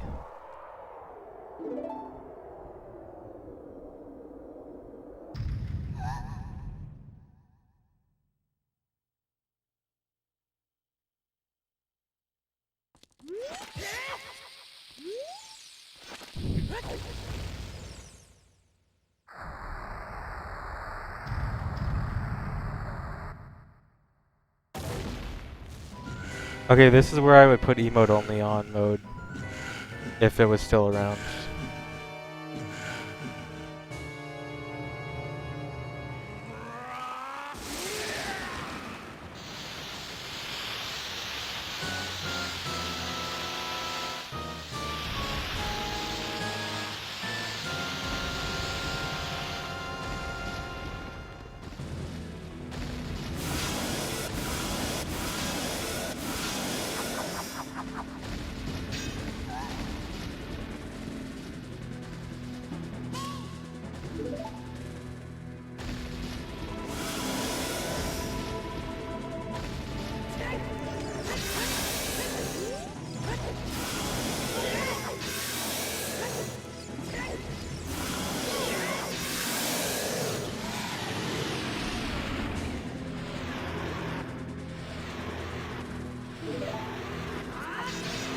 Nice.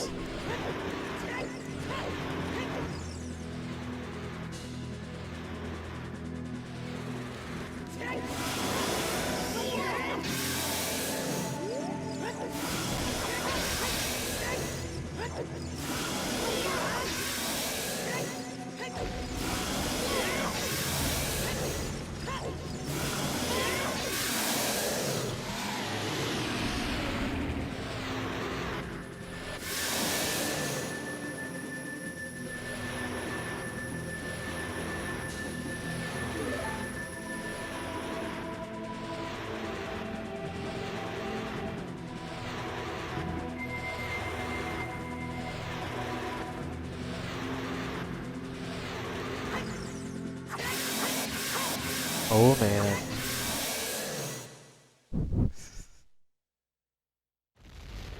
Get wrecked, Apacher.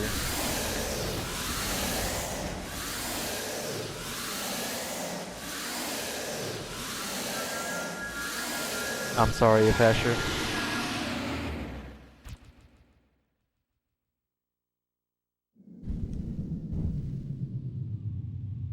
Alright, this run, considering how I didn't really take this run too seriously, and I only did a moderate amount of practice, this run's actually decent. Can't be too upset with this. I mean, this should obviously be optimized way, way more. But for doing this for like 2 weeks, I'm okay with this.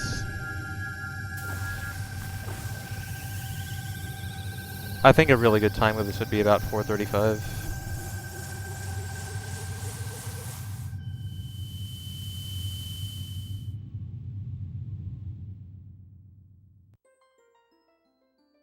Thanks everyone. Hope you all enjoyed watching.